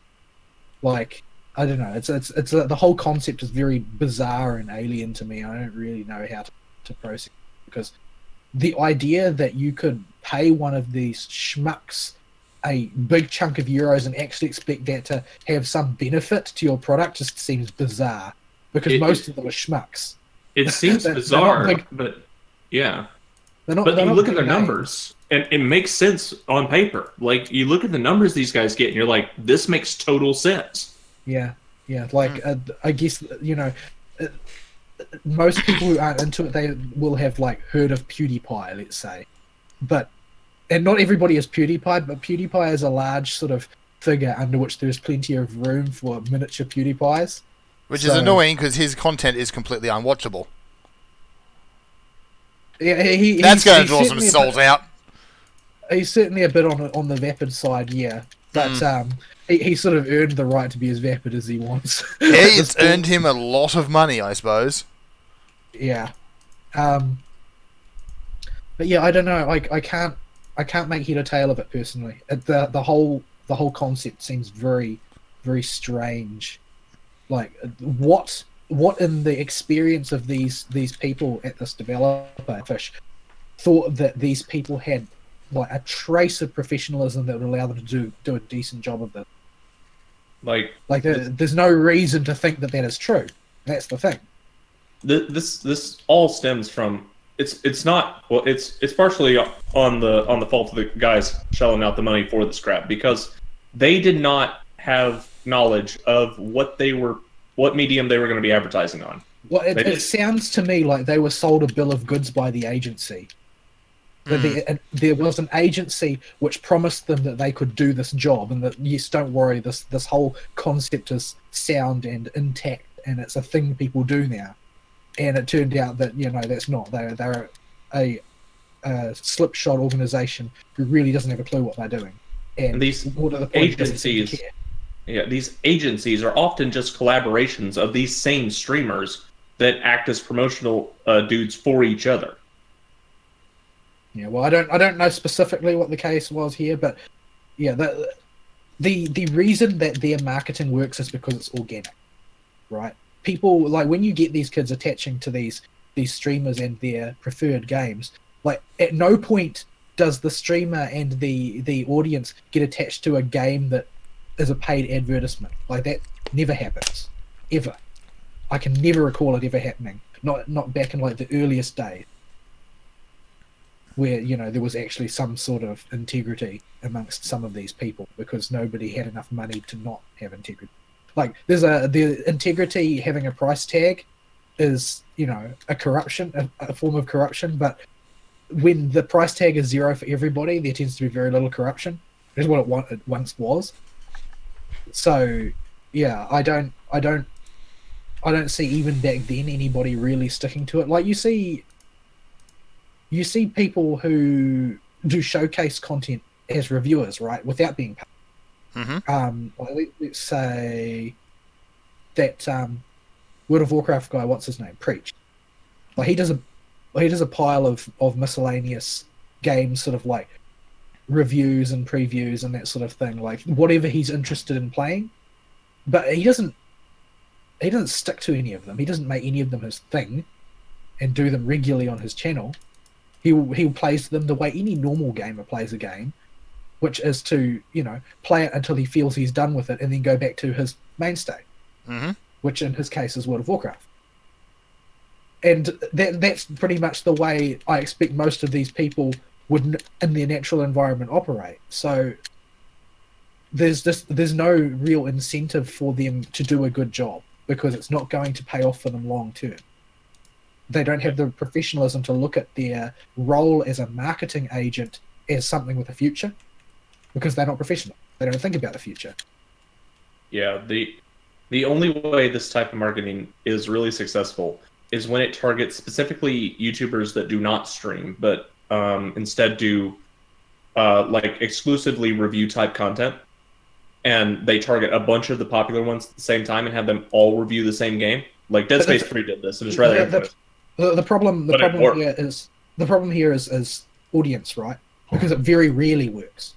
And the problem is that the audience who goes looking for that content tends to be quite well informed. The audience that idly watches streamers tends to be almost completely uninformed.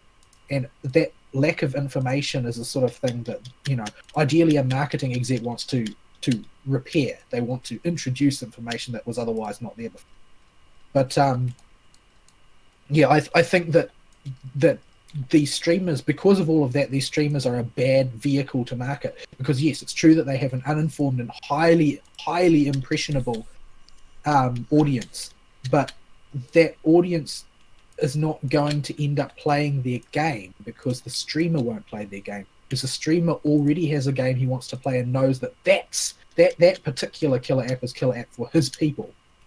You would have to put some pretty strict terms on how the streamer can act while they play the game. Well, that's what an agency is supposed to do. Yeah, that's what an agency is for. But the agencies are just a slipshod outfit which doesn't have a clue what it's doing. Yeah, these agencies are just effectively collaborations of more streamers. They're not actually there for a business. They're just there for cross-promotion. So what you would do is, if you're the dudes working for Everspace, is you would say, okay, look, you're the agency, right? We need your guy to play this game at least for 1 hour every, like, say, 4 days or so to get hype up for it at a key point in the game's launch cycle. And you would have to have the streamer act enthusiastic and make it an event where he builds up to it every single time he does it. That's about the only way you could get this to work. But with the slipshot, just air quote agencies that are just people all working together to cross promote, you're not going to get that. Nobody's going to sit down with their dudes and be, okay, you got to treat this professionally because we got paid for it. Yeah, and that's the thing. All of them want to be seen as professionals, but none of them want to act professionally. Yeah, the term professional in the streamer and YouTube market is not something that has any water. Yeah, it just means I got an ad deal this one time. Yeah, professional means I make some kind of income off of this. It does not mean what you think it means. Yeah, so I don't know, like, I don't know if there's like some like super success stories of some guy picking one of these streamers and managing to turn that into a real groundswell of support for their product, but this is basically, astroturfing in all but name, really, and it's not a very good way of doing it, to be totally blunt. Yeah, Capcom tries this crap with Max all the time. Like, but Max is transparent about it, like, not transparent in the sense of I have a moral obligation to be transparent, but because everybody just knows he's on the take. Yeah, like, there's no big secret there. But he's the only other, off the top of my head, source I can think of that does the whole streamer advertising thing. Because, yeah. This is also a lack of our personal investment in the particular medium we're talking about, because we don't watch streamers. Yeah, I find them it's not boring like at I've best. never watched streamers. Like, there are occasionally ones that I've watched. When I say watched, I don't mean I sat and watched them, but I mean that they were on in the background, which is what I thought most people used them for, and apparently I was completely wrong. Yeah, it seems like an odd phenomenon to try and harness at this level when it's so rough. There's really no apparatus to make this effective. It's just the Wild West out there. Yeah. I think that you're going to end up getting burned more often than you'll find any kind of success. Like, maybe because these people, like, I think the most telling thing is, like, you've probably seen the sort of figures that you see online for marketing spend on, Grand Theft Auto or Call of Duty or, a Hollywood movie or whatever. They're usually, stratospheric numbers, right? Yep. Like, what do you think you can get for 5,000 euros anyway? Don't be cheapskate. You're not going to get a professional for a few euros. Yeah. We said it is not a small amount of money, but we meant that in terms of the scale that we're working at here with these dudes. Yeah. When you're talking about marketing a video game scale, it is definitely small potato. Yeah. Like, it's all well and good that the guys are right. These particular agencies and these particular streamers are crap at what they do. They are not marketing well. They are not doing their job. They are not being professional. All of that is true. However, it is also true that for 5K, what are you going to get? Like, just how much do you think you deserve to have great outcomes for, a pittance like that? That would have been better bundled together as, 50K or whatever, or 100K or whatever it was, the lump sum they paid all these dudes to go get a proper ad deal. What I think the thing is, though, is that they wouldn't dump 50K on them because part of them knew that this was going to be this was the probable result. I think that's what's actually at work here. Like, they didn't actually trust this. They're mad that it was this bad, but in a sense, they're mad that it was as bad as they thought it was going to be, which is why their spend was so limited on. Oh, I meant that instead of doing this ad deal entirely, they just throw this whole idea out the window and they just spend 100K on, a proper ad revenue, like, ad on, like the YouTube rotation list or something. Yeah. Like, well, I mean, like everybody else. But what this serves really as is a test case for streamers as marketing, and what we know is that they're shit at it. Yeah. Oh dear. It's a shame, actually. I really like Everspace. It's a fun game. The thing is that, you know, it seems that game streamers are just, you know, for children. Yeah. So, like, it seems like a very arrogant way of putting it, but it's for the dumber class, for people who are more interested in the person than in the merits of the product. Nah. There's a saying about, you know, I don't know what the saying is. There's a saying about people who talk about people who talk about events, and people who talk about ideas. Mm-hmm. But and it seems that streaming has become basically just like every man and his dog trying to set up his little cult of personality. Yep, that's not inaccurate. So yeah, that's a thing. That's a thing.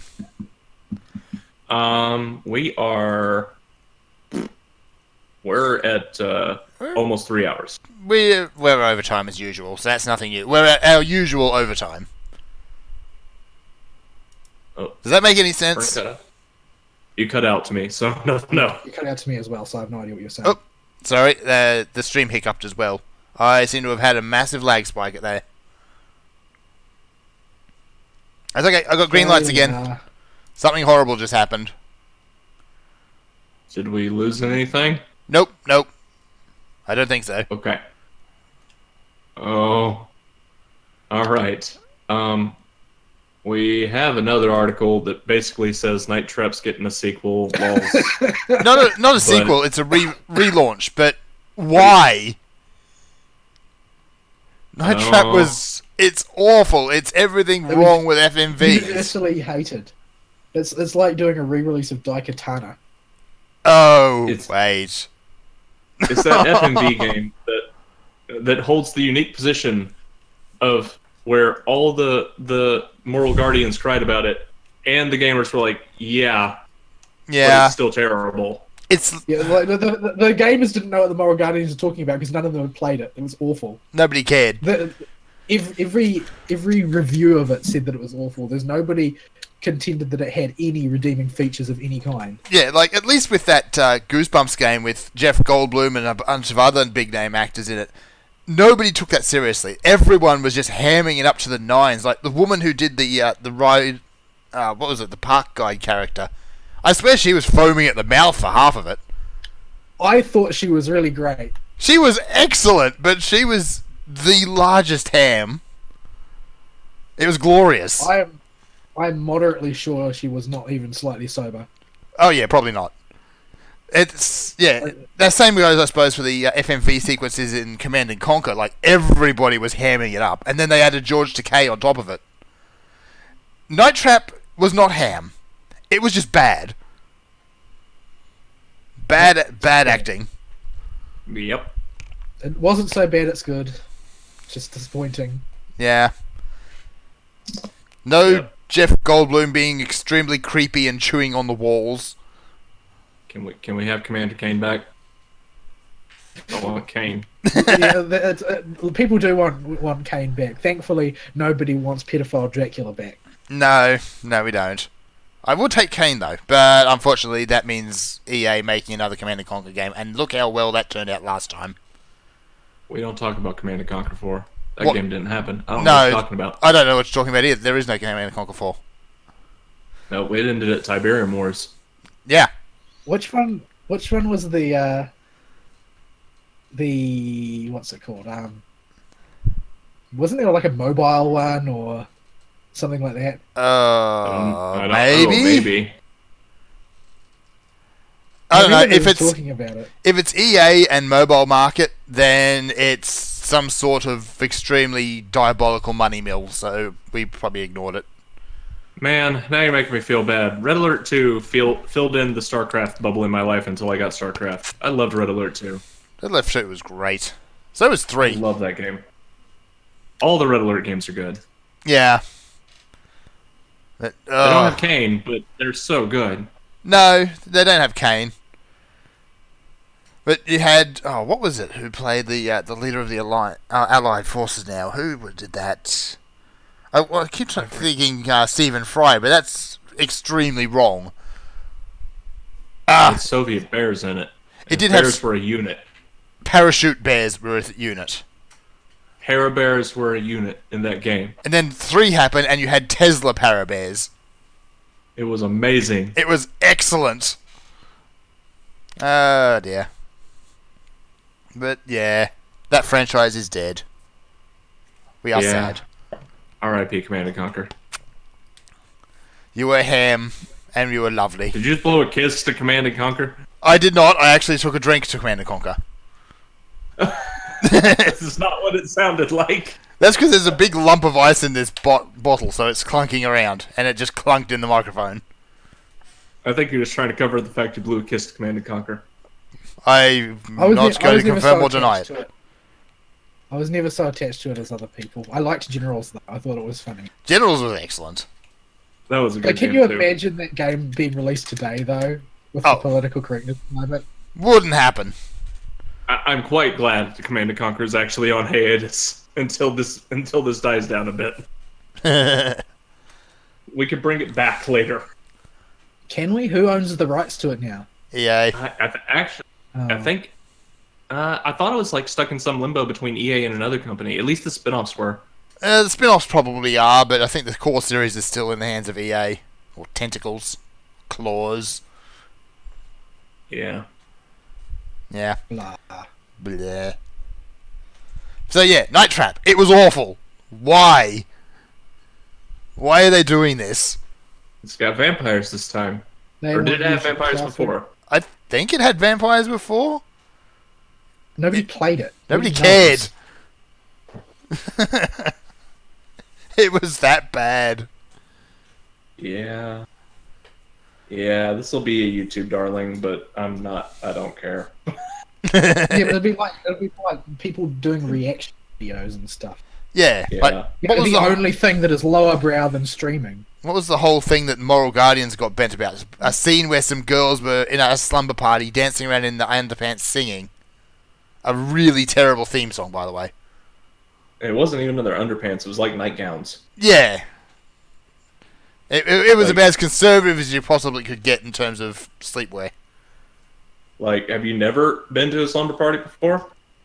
No, I've had pillows thrown at me when I got too close to them, but that was about it. I didn't even know that they were a thing outside of the media. Oh yeah, they happen all the time here. Whenever I went to stay over at somebody else's place, like, we didn't sleep, we played video games all night. That, and they junk food. Yeah. Lots and lots Like, of junk the only food. sleeping that happened was after we actually fell unconscious from inability to continue playing video games. Yep. We did too, but the point is we had girls at ours and they were in nightgowns and we were in sweatpants. Yeah. This was not uncommon. We should probably wrap up. So Yeah. Before we go digging any further through our childhoods to try and remember what actually happened. That's a very deep and dark place I do not want to trek. If in fact we actually had childhoods. Because I'm That's not right. even convinced that anything that happened back then was real. it does start to blur away after a while, which I'm quite thankful for, actually. All memories of high school can just go away, and I would be happy. Yeah. All memories of high school can just go away, and I would be happy. I was there enough to remember it, and I remember it was terrible. Yeah. I don't remember anyone who actually liked high school. Yeah. Presumably the people who were on the first 15 football team did. Ugh. Yeah, but we were nerds, so we got rocks thrown at us on the way to military history club. That's a personal anecdote. We should end before it gets worse. Your deep, dark history is starting to float to the top. This is getting really, really grim. We should definitely end it here. All right, email topic of the week is, let's pick one. What do you think of streamers? There you go. You're not going to write us anyway, but there you go. Or did you play closing Night comments Trap? go. Oh, Nobody played Night. Nobody played Nobody Night did. Trap. I feel like sitting down and just gorging myself on really bad ham acting at the moment. I don't know why. Something with I am Shatner going in it, maybe. Oh, Played dear. Resident Evil 1. Oh, wow. Yeah, that... That's some bad acting. I'm not sure that's ham. It's just bad. That is just bad. But it's comically bad. Go play the first Devil May Cry if you want bad ham. Ooh, there's an idea. I can go watch Batman and Robin. Uma Thurman and Arnold Schwarzenegger having a ham off. Also, bat nipples. Awful though. It is. What killed the dinosaurs? The Ice Age. Yeah. That is the only good thing, is Uma Thurman and Arnold Schwarzenegger just completely going off their heads. The internet meme of the bat credit card, though. Yeah, and the bat credit card. And the bat nipples. And the bat nipples. Everything else about that terrible, terrible movie. Oh, we're old. But, come on, Uma Thurman is Poison Ivy, and I swear she was sniffing some of her own plants at that point. She just really went over the top. Oh, dear. Anyway. So, yeah. If that's it, we'll see you next week. Sayonara, bye-bye.